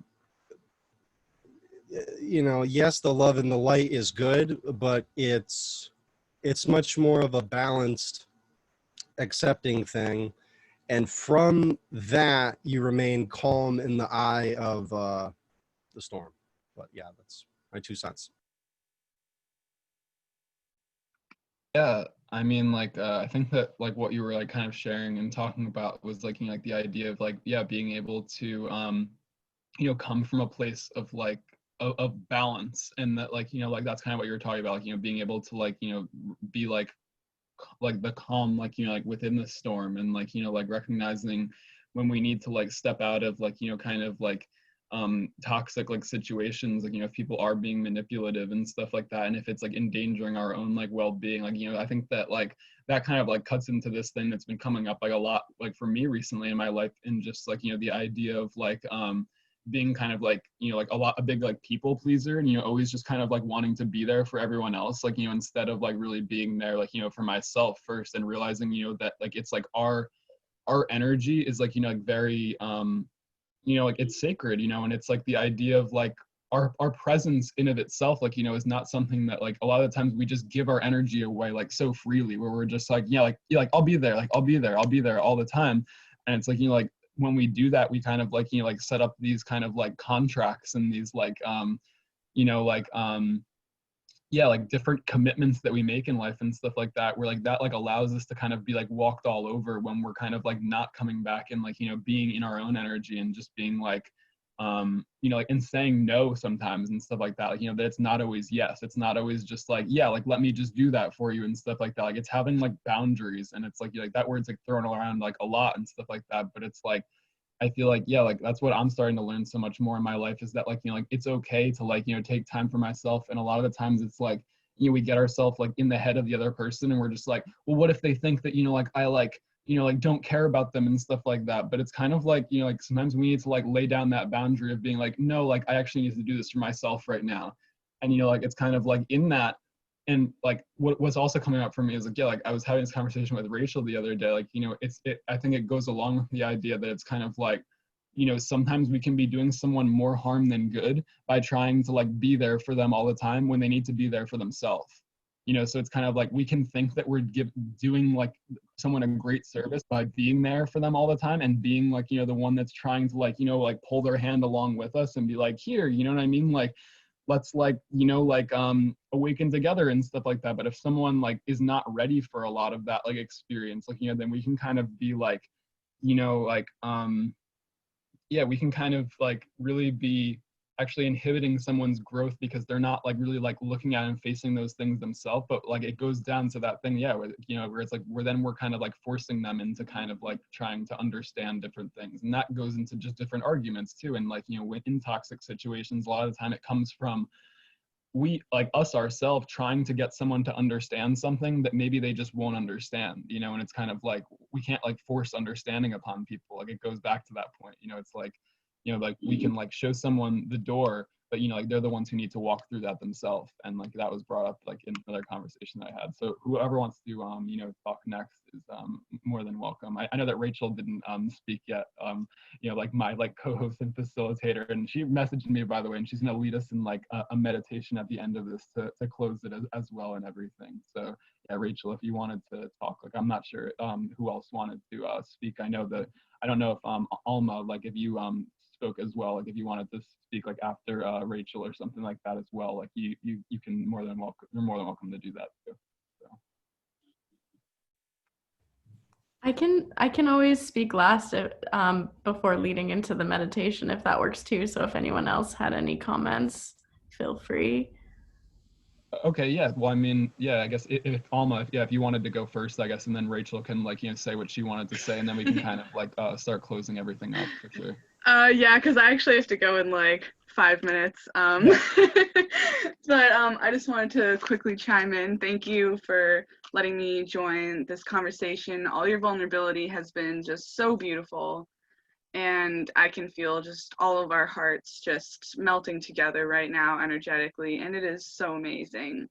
And I kind of just wanted to comment on like the collective feeling. You know, everyone's mentioned so many similar things, and you know how we're just like on like this kind of same level. And it's actually so beautiful. Like the world, it's pretty tragic, I guess you can say right now, but we need to go through all of this dark stuff to like truly unite. Like I've never felt this kind of collective unity before until like this past little while. Like I've always felt like, well, not always, you know, but like once I really truly felt that oneness a couple years back, like it was beautiful. But it's like this is just everybody is feeling it, and it is just so nice. And you know, a lot of things are just surfacing. Like that's why there's been like this pandemic. That's why like the Black Lives Matter movement has like uproared more, and all of these things. It needed to happen, as bad as it sounds, because it's what's going to really unite us. That's what happens in our own personal lives. A lot of things surface and we have to like deal with those problems, and you get triggered and like la-di-da-di-da, but now it's happening collectively. It's happening internationally. And it's just like forcing us, like this isolation has forced us to self-reflect and to really connect deeper with ourselves and to not take other people for granted. I really felt like for a long time we would all take each other kind of for granted, or like, oh, I'm not really in the mood for socializing, or like not even gonna say hi to my neighbor on the street or something. But now it's like everyone is like, oh my God, I'm so happy to be alive with all of these humans. And that is like giving everybody's more grateful.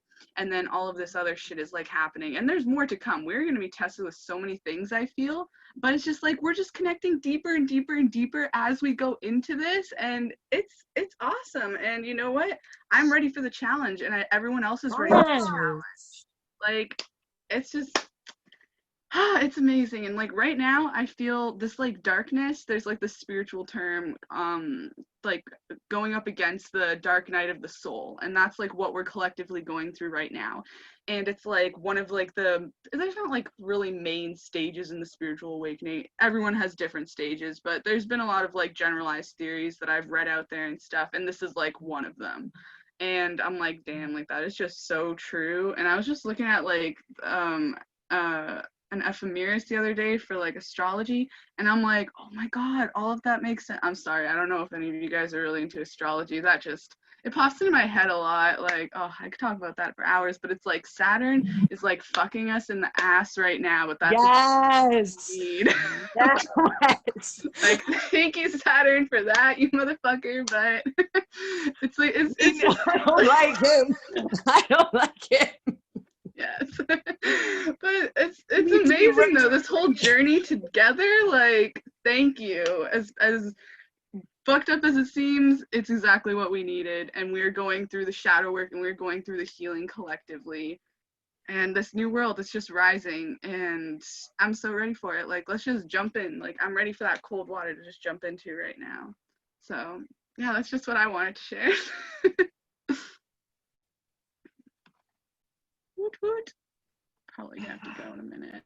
Wow, yeah. I mean, like, you like really just brought up like, yeah, some like wonderful points, and like, you know, I feel like you tied together a lot of like what everyone was talking about and stuff like that, and just kind of like, you know, like reflecting off of like the one thing you were talking about too, and just kind of like, you know, like not really like, you know, like, I mean, like just like kind of like somewhat recently, like, you know, really starting to see like, you know, like a lot of that come together and stuff like that, and like, you know, like understanding like, you know, like what unity consciousness was all about. But it's like, yeah, I think collectively we're all starting to see so much of this, like this idea of like group consciousness, or, you know, like this idea of like, you know, like, yeah, like I think that's like how I would like put it, you know, it's like really these like small like pockets that are like, you know, all part of this collective whole, but it's like these like the idea of like soul family like really coming together. And it's like so interesting because it really is just kind of like, you know, like so amazing. I think that, you know, like just everyone who's in this space, like, you know, it's like I know like some of you and some of us, like, you know, have been connected before, but you know, it's like coming together like in this space like for the first time. And you know, it's like but it's interesting, I think, sometimes how, you know, we can like find someone that we've never met before, but it's like, you know, they'll like be following like 100 people that we know or something, and it's just kind of like, wait, like you know, like how have I not known this person my whole life? Or just like when we come into contact with people, and it's like, you know, like it really is that like it just sort of clicks, like, you know, where it feels like we've known them forever. And like that's the whole idea, I think, of like just kind of like coming into greater alignment like within ourselves. And you know, when we can kind of like be putting that vibration out to the world, like, you know, then we get that reflected right back to us. And like, you know, that just like, you know, goes into so many of the points that were brought up tonight, and that like, you know, I was bringing up too. It's just like you know, yeah, like when we really start to like shine our light and stuff like that, like, you know, it's like the other lights are just like, yo, like we're here too, like I see you, you know. And it's like it really is all about like, you know, like seeing, you know, when we start to see more in other people, and when we start to see more in the world around us, you know, then it's just like, then we start to be seen more ourselves. So like really like, you know, it is this idea of like awareness being like this, like, you know, idea of like, you know, like truly like being able to see the oneness, and then like, you know, like embodying that oneness. And then when we embody that oneness, it's like other people see that, and it sets off the chain reaction where it's like other people can see it. And that's the thing, like it's like it all is that like kind of like seeing an intake of information, and then it's like integration, like, you know, so it's like downloading like, you know, everything that's going on in the world, and then being able to integrate that, and it changes our beingness, like, you know, where I'm not the same person I was 2 seconds ago, like, you know, like I'm not the same person I was at the beginning of this call, because I've been impacted by each and every single one of you. So it's like, you know, like collectively, like we're all really like, you know, creating each other too, you know, in a way, if you think about it like that, like, you know, it's like we're like co-creating the world around us. We're also like, you know, helping to really like shape and impact and transform each other's lives through our own transformations that we're doing within ourselves. So, you know, it is that like all that like, you know, beautiful reflection that is taking place. And I think that the more that we can the more that we are taking in this information, and the more that we can embody like, you know, like that new awareness, and that like, you know, new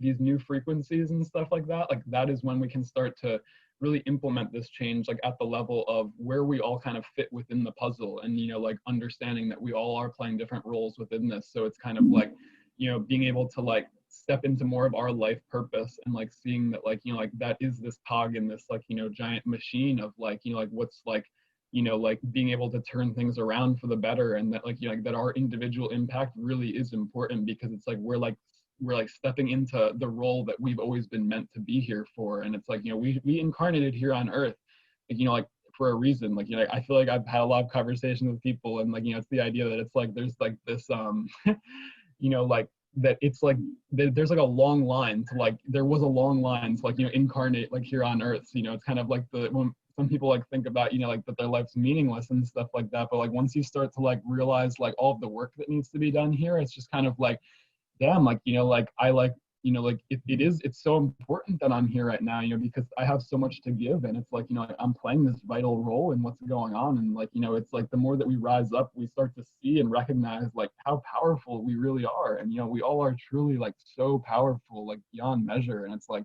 I recognize that more and more every day. And it's hard sometimes because like the world around us will like, or the environment that we're living within, that's kind of the old mold, can kind of be like, you know, like reflecting back to us, like, you know, maybe what we, you know, like this reflection of ourselves that's like not really that true. Like, you know, so it's like within my family, you know, it's like I don't feel like that, like, you know, honest reflection of like my greatness all the time. But, you know, it's like having these honest reflections of people who can see our greatness, it helps us to rise up, because like when we can conversate and relate to other people, it like, you know, like affirms our own worth, that we've often been told that we're not worth it, and that we're not enough, and that we're not powerful, like, you know, that we are just like, you know, like a little one, you know, and we're not like, you know, really as great as we are. So yeah, like I know that we're a little bit over the time, by the way, you know, that I originally said, but you know, like I originally made it like till 9:30 just because I didn't think that you know, like I didn't even know if we were going to be able to make it that long. But, you know, as you can see, I feel like the conversation like picked that momentum and speed, and so many people had some really awesome things to say. So I'm gonna, you know, like pass it over to Rachel. And if anyone else wanted to just like say something, like I guess quick before Rachel like had anything, if they like, you know, anything that they really wanted to get out there. I'm upset because I have to go and I have to miss her meditation. So I'm type sad. But I want to thank everybody for like this awesome ass energy. And thank you, Kris, for just creating this space and just like, fuck, I finally spoke. So, you know, bye. And I love you guys. Like, I know I'm not showing my full like level, but I love you all. And please keep going. Like, fuck the haters. Just keep going, okay? Please. Seriously. Tell you. Oh my God, I love you all. Like, damn. Like, we fucking rock. Shit. I love you guys. Yeah, I love you too. I love each and every single one of you here. Thank you so much, Christina, for being part of the call. Like, yeah, you know, like your energy is going to be here in spirit for the meditation, because, you know, like you added all of your beautiful energy to the call, and you know, you're still here, you know, as far as I'm concerned. Oh my God. Giving me like rainbow laser and shit. Like, let me breathe. All right, so yeah, if Rachel, if you want to you know, say to speak now. Hi, my babes.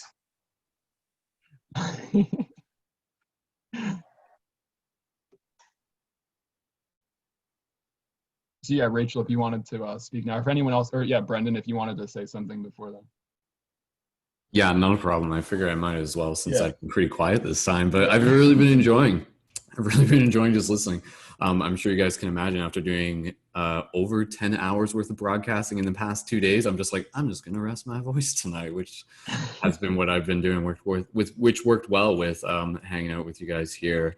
But yeah, I've really thoroughly enjoyed it, just listening to everyone, and it's good to see everyone. And I think this is when we grow. It's in these moments like this where we just get to like see ourselves show up. So yeah, I don't have too much to say right now, so I'll pass it over to Rachel. But again, I just love being able to be a part of the energy. So appreciate everyone for being here. So yeah. Thank you. Yeah, great job, Kris.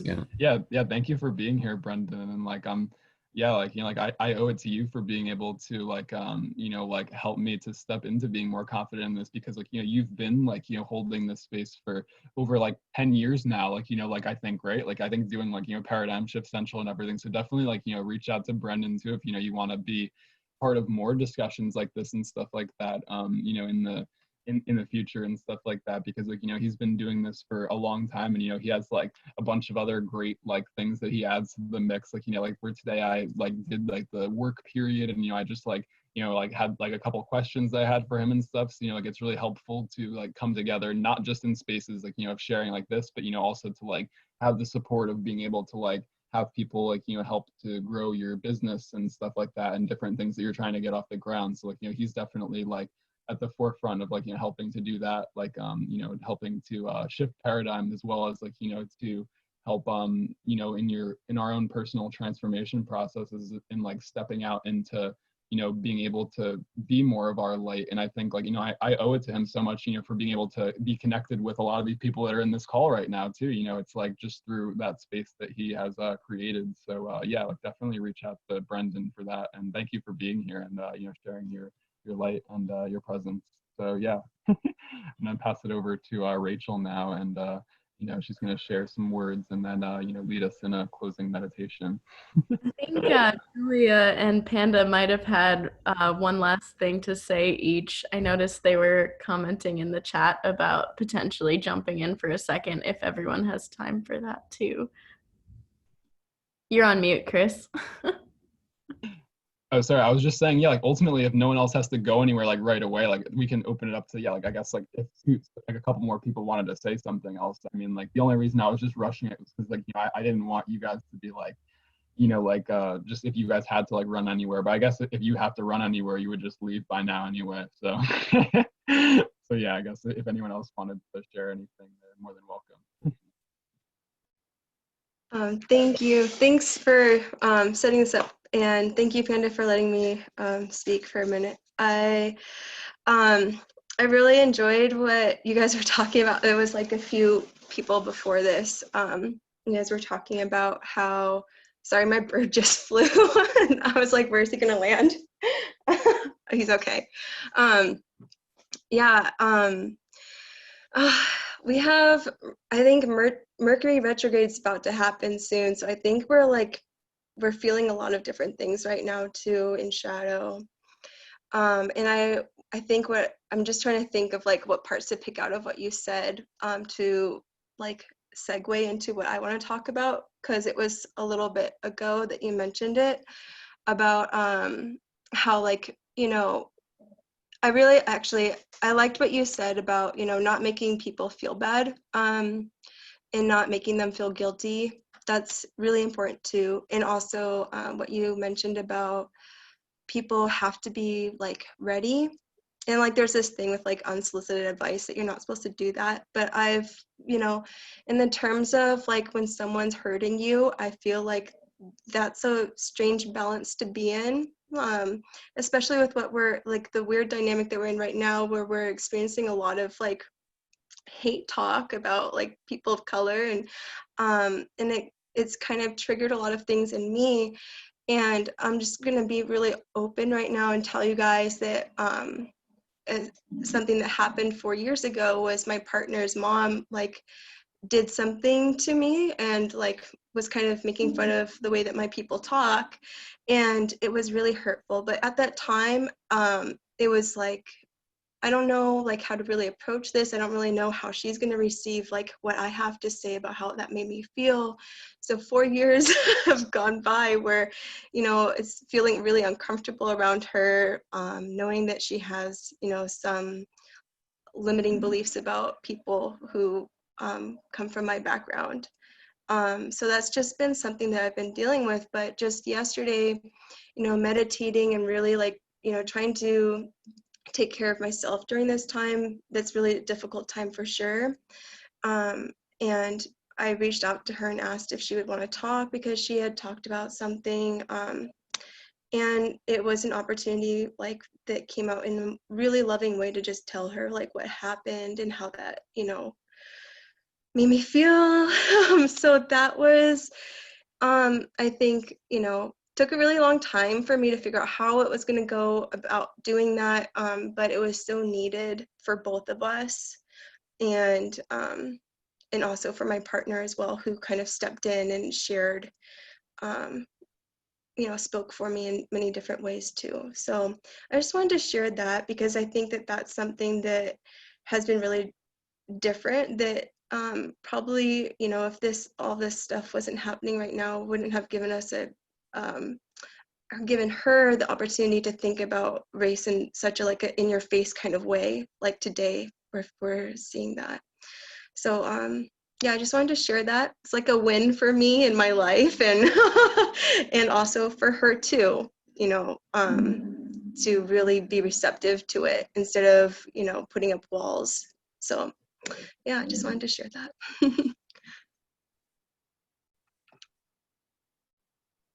Yeah, thank you. Thank you for your vulnerability, you know, and sharing like some of that stuff that, you know, like was like, you know, maybe like uncomfortable to get out. But yeah, like I think that like you were saying, like, you know, like this time kind of like allowing that stuff to kind of like come to the surface, and like, you know, if it wasn't for like, you know, like this time and the way in which the world is, like, you know, like it's like maybe that stuff like wouldn't kind of like be able to be kind of like reflected upon like in like a different light. And yeah, like, you know, like just like, yeah, like acknowledging like, you know, like I guess like, you know, like the healing that you were able to receive from that and everything, like yeah. And it's just like a lot of like heaviness to transmute, you know, like I think that when we've had like experiences that have like, you know, like scarred us in one way or another, and I think that like that goes back to the idea of, you know, like this collective trauma that we're healing and stuff like that, and that like, you know, we've had some of these like traumatic experiences, and it's so hard for us sometimes to be able to like speak about things and like move past them, like, you know, in the light of being able to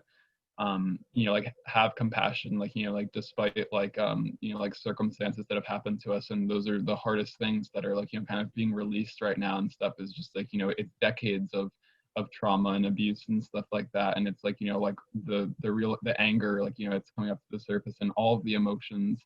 And that's why it's so important to be able to like be holding space, like, you know, for people to share them and to like, you know, get it out there. You know, like that's where like the healing happens, I think, is like when we acknowledge these things, and when we can bring it into the light of awareness. So yeah, so yeah, thank you again for sharing and for being here, and thank each and every single one of you for being here and holding this space in this container. So yeah, so I'm going to pass it over to Rachel now, and she can you know, share. Or Panda, I'm sorry, yes, and Panda wanted to speak to and add some words. I apologize. So yeah, I'm gonna pass it over to Panda. You're more than welcome. No worries at all. First of all, wow, y'all, thank you so much for all of you being vulnerable and sharing some of your shadows and your darkness. It's really refreshing to hear people talk about their shadows and their darkness without fear. And even if there is a little fear there, that's okay to feel, because we're human, and we don't move past these traumas or grow without experiencing it and feeling it. And Melanie, by the way, when that book comes out, I'm going to need to read that. So you're going to let me know, because I'm a writer. I love to write. One of my I'll share real quick, and then I want to share a little bit of the writing. Some of you guys who are on the Paradigm Shift call heard this poem already, but I would love to share it again because I'm feeling called to. But in 2017, I got a DUI, and I spent 11 days in jail. The way I was treated during it was kind of part of the, you know, racial discrimination I was talking about earlier. But I had a drinking problem for a while, and some stuff with drugs, and because I was trying to fill a hole that I didn't understand that I was trying to fill with something else. And it was really a dark time in my life, and it took getting this DUI and spending 11 days in jail and really having to dive deeply into my meditation while I was in there. And out of that expression, I wrote a book called 21 Days to Awaken Your Power that I share a little bit about that experience. And it was like, without that, I wouldn't have been able to get to the place I am. And I've always loved to write. I wrote an article for Elephant Journal as well, and just a couple other things. I just love it's how I express myself. And so anytime that you're able to transmute that darkness with whatever expression you have, whether it be writing, dancing, music, sports, whatever it is for you, that's a beautiful thing. And you know, I want to again just thank you all for sharing that. I'll share this spoken word poetry real quick. For those of you who have heard it already, please bear with me. Those of you who haven't heard it, I hope it touches you in some way. You know, I'm not really much of a poet. I'm more of an opinion piece writer, but so this was new to me. But I wrote this on June 3rd, not too long after actually the day before my little sister got arrested at the Atlanta protest. She was a peaceful protester, the first person who got arrested apparently, which of course my sister would be. But so part of that inspired it. And so this is called Revolution. Oh, hey, Lonnie. Woo, woo. Lonnie just got back from work. Go. All right, here we go. Wake up and find the humanity within, in this world filled with violence and deception. Only love and compassion can purify the sin. Racism, intolerance, hate, the system left an impression. Divided we fall, misguided we live, but united we begin to create change. Let your voice be heard, no exception. The system is the problem, we are the solution. No more execution, no more persecution. The system is the problem, we are the solution. It's time society went through an evolution. The system is the problem, we are the solution. Are you ready for a revolution? Speak up, get loud, and refuse to back down. Only you can save us and take us in a new direction. Don't get caught up in the lies of a clown. It's time to plant some new ideas like Inception. Righteous anger has us burning the town, looking for a reason. Welcome to the great deception. The system is the problem, we are the solution. No more execution, no more persecution. The system is the problem, we are the solution. It's time society went through an evolution. The system is the problem, we are the solution. Are you ready for a revolution? Pull the wool from your eyes and look within. Sit in stillness, be present with the silence. You'll see we're much more than the color of our skin. Still angry and hurt, but we can't solve it with violence. The revolution is at hand, but how does it begin? With the people united, we can end the silence. It's time for a new day, there's no doubt. Together, we are the solution. Dear brother, dear sister, stand up and speak out. Our voices united are the revolution. The system is the problem, we are the solution. No more execution, no more persecution. The system is the problem, we are the solution. It's time society went through an evolution. The system is the problem, we are the solution. Are you ready for a revolution? Thank you guys for letting me share again. I really appreciate it. Wow. Love everybody. Yeah, I mean, like hearing that like a second time, like I wouldn't mind hearing that like every day, like, you know, during these times, like, you know, like just like, you know, as that inspiration, because that's I like need to write that down. That needs to be like my mantra every day now. I'm gonna write it down actually. Here. Yeah, like, and feel free to connect with him on Instagram too. Like I think he shared a video of him like speaking those powerful words and everything, and yeah, like keep speaking them, you know, like, because like I think that they're more relevant now than ever, and you know, like I think that it's not something like, I don't think that they're like yeah, like I think that those are very like timeless words too, in the way where like, you know, it's not like just speaking to like something that like, you know, like is going to change the next day, but you know, it's like kind of like the current of like the times right now, like for a while, you know, like that we all need to be hearing that, and you know, like that the system is the problem, and you know, like as the system is collapsing and breaking down, you know, it is like it remains the problem to be solved and to be worked on. So like, you know, like it's that the, you know, like the work is being done, like, you know, to help facilitate that, and to you know, lead to the breakdown of the old, and you know, like the rebirth of you know, like the new, and you know, like the reawakening and remembering of who we are,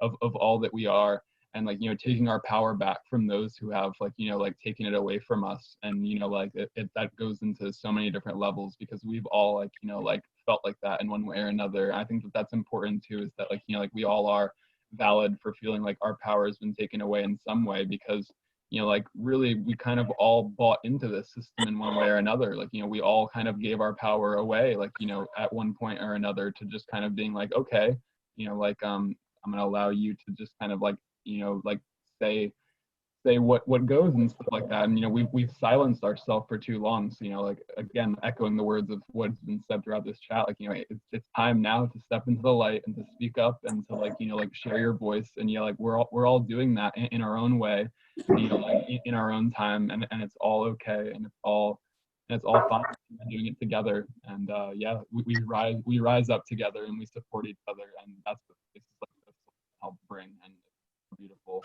So yeah, I'm gonna pass it on over to Can I say something quick before we start with the show? Yeah. So I really felt that, Panda. The first thing that came into my mind when you were saying the poem was, "This is the end to a new beginning." And so I really felt that. Thank you. Thank you. This is the end to a new beginning. Oh yeah. Now, but you know, there's always gonna be like the calm and the rainbow after a deep storm. So I'm actually really excited for all of the events that are happening. I'm very excited to be alive and be a witness to this event. Mm. And I'm also very grateful to be able to connect like-minded individuals, because I don't really get to talk to this in my own personal circle. And so that was a breath of fresh air. So thank you. Well, Can thank I say you. one more thing? Yes. This is kind of funny because you guys said that some of you guys liked astrology, but I actually have a Sagittarius moon, so I talk like freely about my spirituality like to everybody. I like can't help myself, like I need to talk about it, especially with my Scorpio rising. Like all I want to talk about is deep stuff. So like everybody knows who I am off the jump, like right away. But like I'm really happy that you guys we like have found like this so you guys can talk about it, because like it's so hard to not feel understood by those around you, and then finding like-minded people. Like I'm gonna talk about this regardless because I can't help myself. So, but like this is awesome for sure. Sagittarius moons. Brendon is also a Sag moon. Donald Trump is a Sagittarius moon, actually. Brendon in this group is also a Sag moon. I'm a Sag sun, guys. I'm a Sag sun too. Oh my gosh, Sagittarius. Oh, no wonder. I've been feeling you. I've literally been feeling everybody, so I love it. It's so beautiful to like make all these like astrological like, you know, connections and stuff like that. Like that's always such a beautiful way to connect to, like, you know, we authentically relate to each other through like our experiences, but also, yeah, like, you know, like through our, you know, like shared like you know, astrological like relations, and, you know, like different like numerological relations and stuff like that we have with each other. Like, you know, like those are just all of these tools that, you know, we can use to connect more with ourselves and each other and the world around us. Like, you know, so they're really like beautiful systems and stuff like that. Like I'm a Taurus moon, so unfortunately. That's like the best placement for the moon. That's like the best placement for the moon. You're lucky. Well, thanks. Yeah, I don't know. I'm not like too well versed, I feel like, in like that like astrology per se. Like not like, I don't know. I'm like, I feel like I go in and out of like different kind of systems that I like use and like look like really right now I'm really into like Mayan astrology and really like getting deeper into understanding more aspects of that and stuff. Like that's like a whole rabbit hole in of itself. But yeah, like I wanted to say though, just reflecting off of what Yenny was saying, just about like, you know, like those like really powerful words that you shared, just about like, you know, like the end to a new beginning, and, you know, like just that whole idea that like, you know, like within like, you know, like the death, like, you know, like within death, like, you know, it's like it contains that the seed of the new life, and, you know, like that is like the yin and the yang, like, you know, it's like the aspect that, you know, like within like, you know, like one aspect of that duality is like it's the seed of the other, and that like, you know, like it's like being able to recognize that like, you know, like being able to recognize too that like energy is only you know,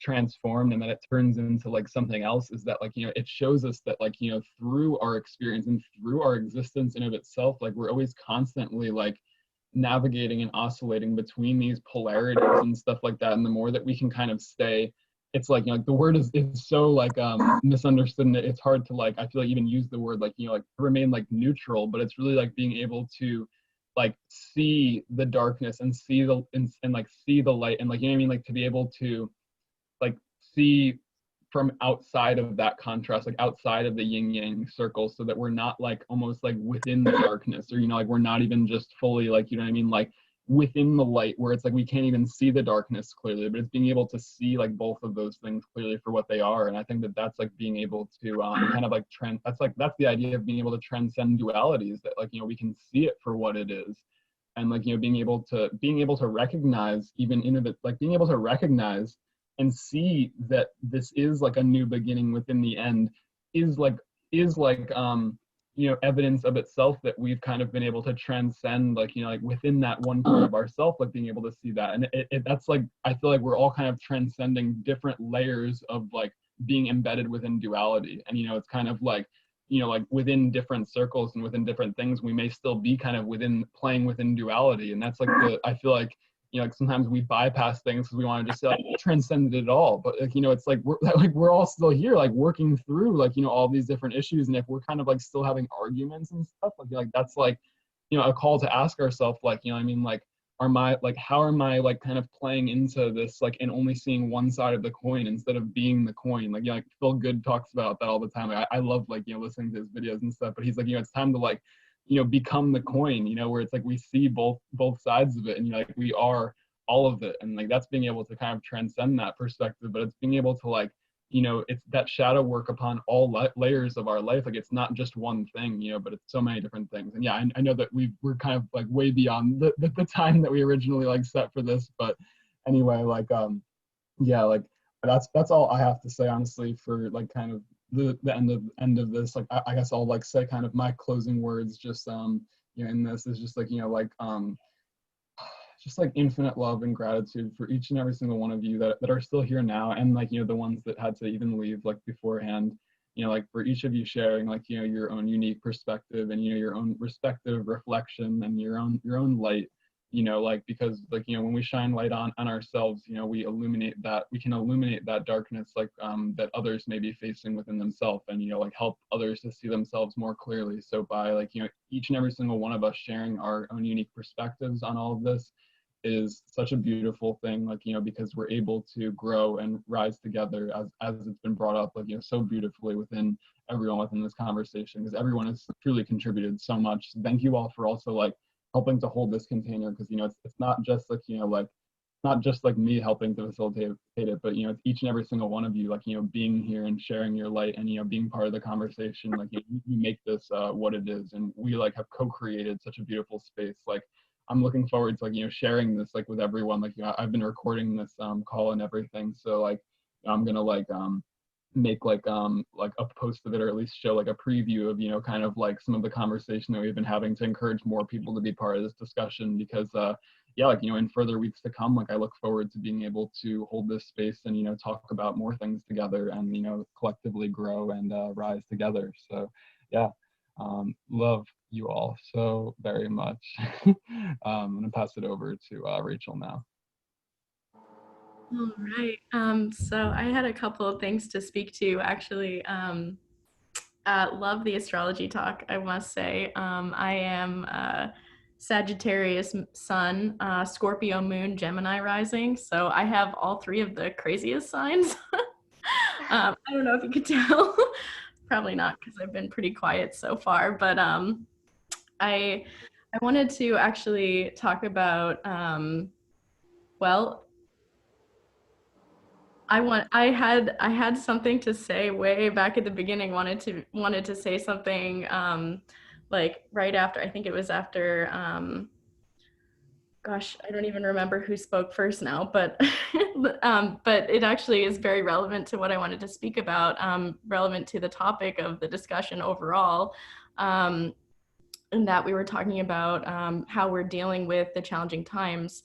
And I was thinking like bigger picture, like even like the last like 3 months, how I've been dealing with things. And for me, it's been patience, patience, patience. And to talk about the shadow work too, and how I've spent these last 3 months really meditating on patience. I live alone in my apartment, and being in quarantine, like I do go to work on the weekends and I have Zoom calls with my classmates, but it's very much like, and Zoom calls with my friends too, obviously. Actually, Autumn is one of my very best friends, and I've been Zoom calling with her regularly during quarantine. But just patience, that has been something I'm meditating on, because I'm thinking patience for what comes next, and patience in this present moment, that it doesn't have to be all about, oh, what I'm going to do next, or what my life's going to look like in another month or another 3 months,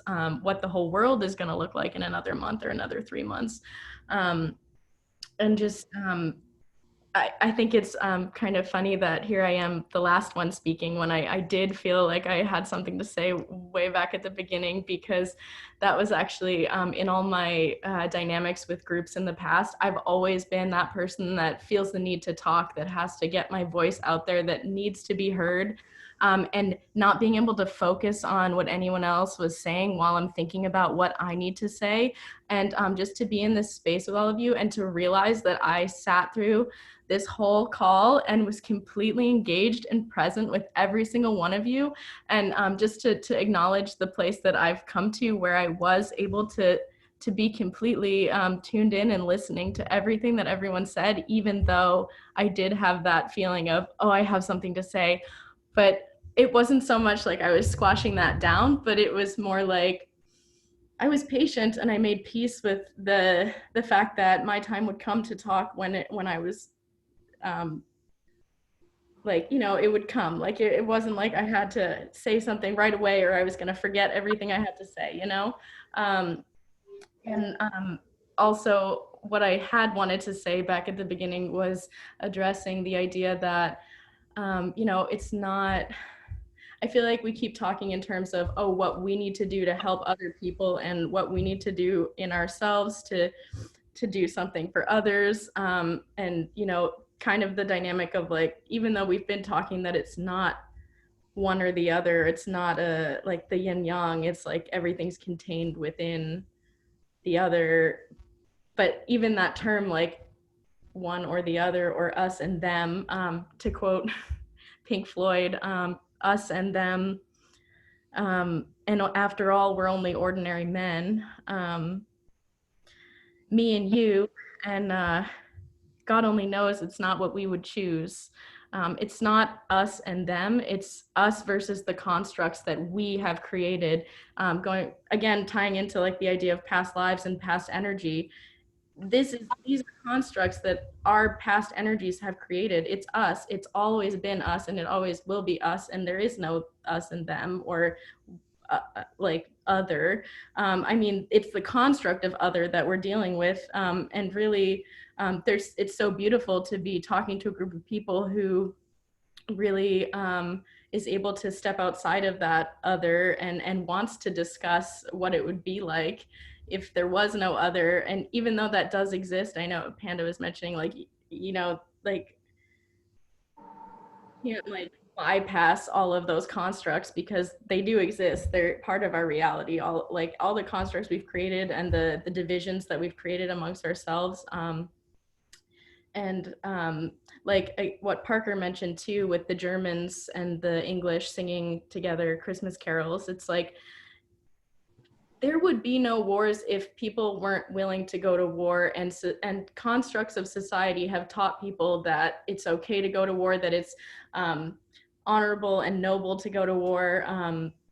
That poem by Wilfred Owen, Dulce et decorum est pro patria mori, how wonderful and noble it is to die for one's country, you know, like that's total bullshit. Like, no, it's not sweet and beautiful to die for your country. Like, we should, like, again, like, I can breathe, we're all alive, it's beautiful to be alive, we're all here for a reason, you know. And yeah, I guess that was all I really wanted to mention, was just it's not us and them, it's always us and we. And to talk more in terms of we, and not to separate, like, again, we're all reflections of each other. So to say, oh, I need to help them, it's really like, okay, but what is this doing for me as well? So when everything we do in a way is something we're doing for ourselves, in addition to because we're doing it for the collective, for each other, for we, not just for, oh, I'm doing something for them or I'm doing something for me. It's we, and to kind of keep that framework and mentality about the way we do things. And again, with being a healer, it's not I'm healing you, it's I'm with you in the space to show you how to heal, and to give you the tools, or at least provide options for tools that you might use to heal yourself. And to say, oh, I need to heal you, that's draining for you to be in a place where, oh, I need to heal and give my energy, when it's really always a two-way exchange, and even like greater than two-way exchange. Like, anyway, I feel like I'm gonna get way out there now, but yeah, just it's been so wonderful to listen to all of you and to hear you all be so authentic and just speaking your truths in this space. And thank you so much for being here. I also am very nervous, along with everyone else who mentioned being nervous about speaking. It's definitely, I feel like even having spoke on Zoom calls a couple times now and like on Brendon's broadcasts, the first time I was so nervous, and you know, it doesn't really go away. I feel like there's always a little bit of jitters about, oh gosh, am I gonna trip over my tongue? Am I gonna say the right things? But anyway, without further ado, I guess I can lead us into a little closing meditation. I wanted to do just a little movement exercise. So, wait, I wanted to say, by the way, like, thank you, Maryam, for like, providing these like beautiful, like, sound healing bowls. Like, I see you like, doing that like during this time and stuff like that. Thank you for, providing that, like, as Rachel's been speaking and everything. Like, thank you. It's an honor. I truly feel so close to all of you. I feel like I don't feel uncomfortable at all here. I feel like we're in one space literally, like we are together, even though through the screen, it doesn't feel that way. It's so beautiful. And I love you. I love you all. I love your feelings and the way you feel. It's so beautiful. It's so, it's beautiful. That's it. I just want to giggle into it. If it's okay, I'm gonna just play a little tone for all of you. okay. I just purchased this sound healing crystal, and it's so healing. It's beautiful. If you allow me and you receive, please.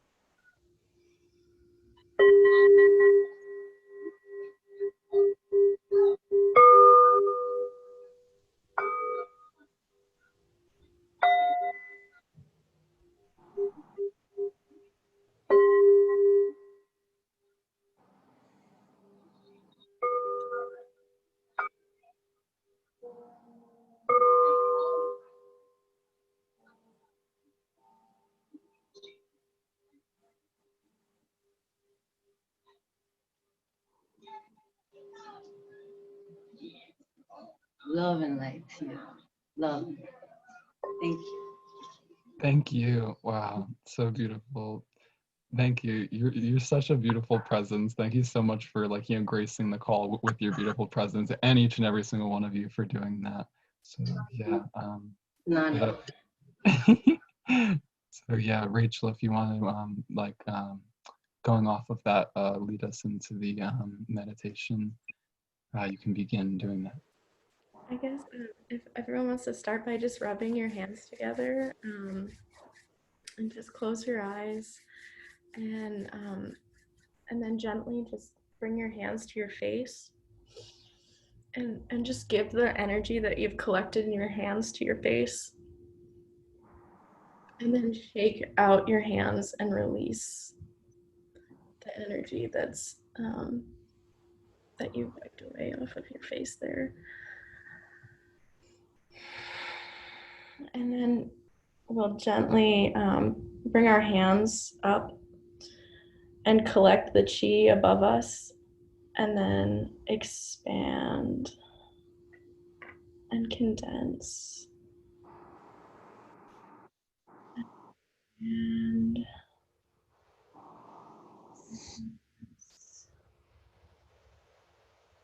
expand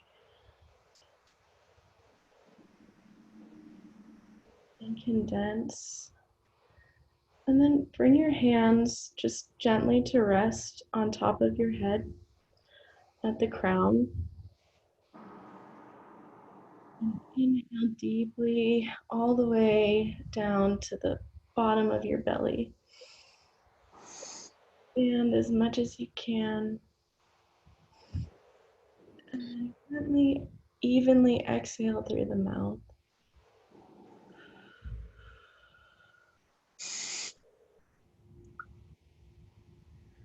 And then form a prayer hands at the top of your head, and open your hands like a lotus flower.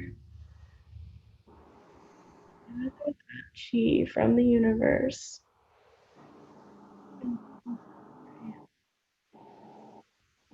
And gently bring that to the crown.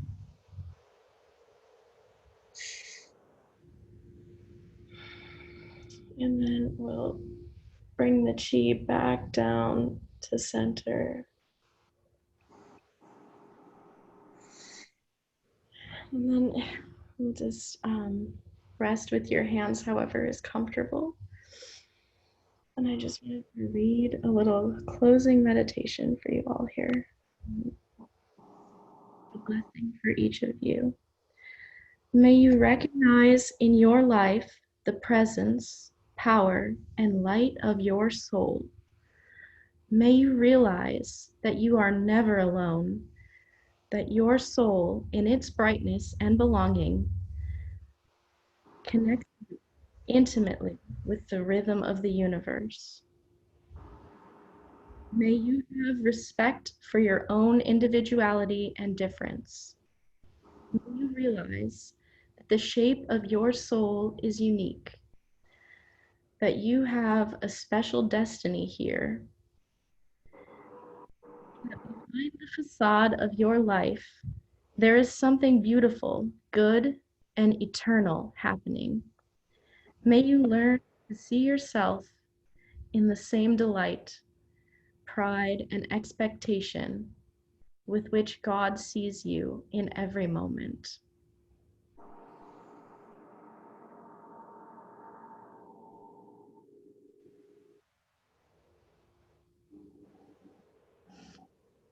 And just inhale deeply again through the nose.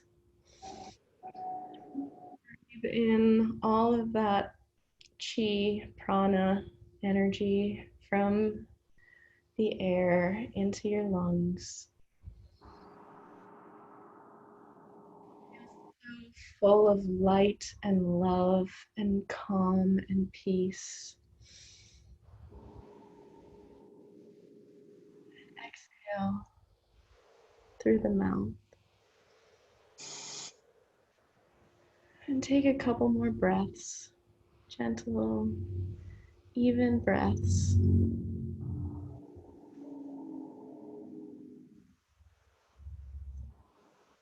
And gently open your eyes, and that concludes my little meditation. Thank you so much for allowing me to facilitate that. I love you all so much. It's been so beautiful to be here with all of you. Such beautiful energy. And I agree with Maryam. It feels like, absolutely feels like we are all in the same room together. So much love, so much light to all of you.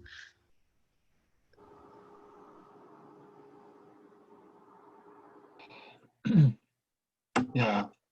That was such a beautiful meditation. Thank you for leading that, Rachel, and offering us that, beautiful closing to what was, I think we can all say, a wonderful broadcast where, we're all shown that, we're not alone in our feeling, and that, we all are truly, connected through the heart space, and that the heart space, knows no separation. It knows no distance between one another, which is why when we connect to each other in this way, it feels like, we all are in the same room with each other, because truly, that is when we're feeling each other, and we are connecting to each other, connecting to the connection that is always there, but that we grow blind to often because we like to separate ourselves from the wholeness that is, from the wholeness and from the oneness that is always there. So I thank each and every single one of you for sharing and shining your beautiful light and being part of this. And I'm just filled with so much love. And I almost just can't even believe, how many people, how many of you beautiful souls, came out to be a part of this discussion. And, you should thank yourself for you know, like showing up and being here, because like, you know, like you're doing that for, you know, like, because like you're doing that for yourself, you know, and when you're doing that, like, you know, for yourself and giving yourself that love, like, you know, and showing up in the space, like, you know, you're enabling yourself to show up more for the world around you in that space, and that's in that love that you cultivate in places like this. So yeah, thank each and every single one of you for being all that you are and for sharing all that you had to share.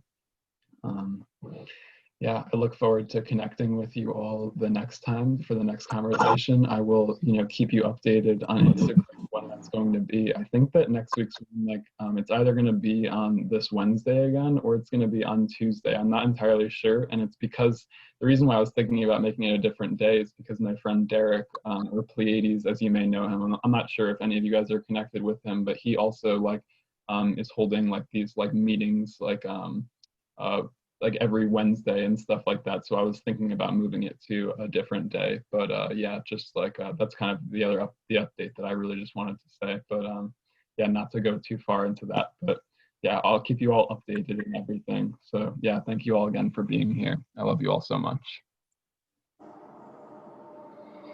And yeah, have a wonderful night, you know. If anyone else wanted to say anything just in closing before we left, they're more than welcome. You know, like I know that if anyone has to go, they're more than welcome. But yeah, if anyone just had any closing remarks to say or any closing gratitude, they're more than welcome to share that. Like, you know, like, but yeah, if anyone else, like, you know, feels free to go, you're free to go. Not going to hold you here any longer, but but yeah.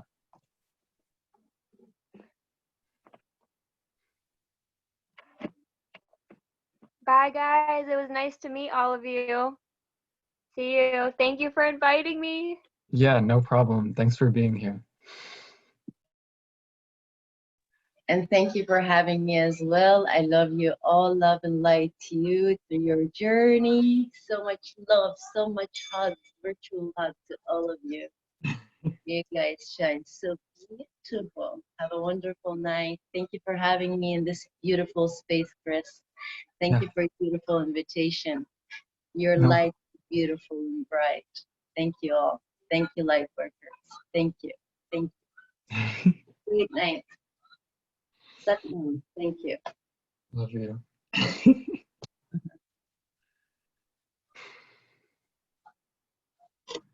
All right.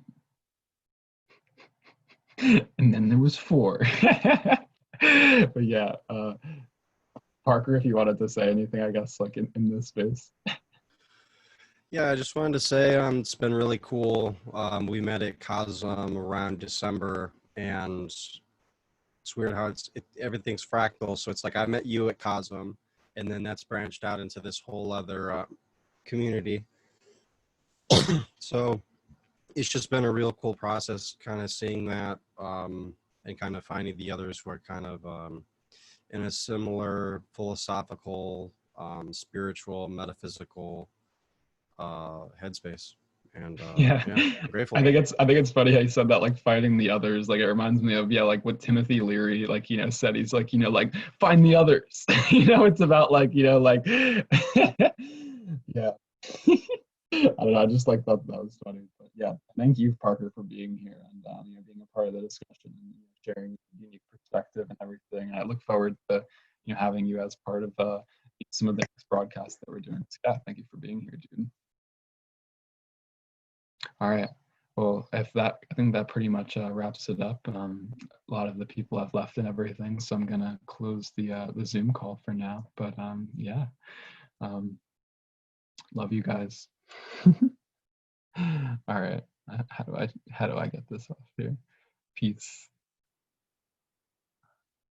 All right. I'll see you guys.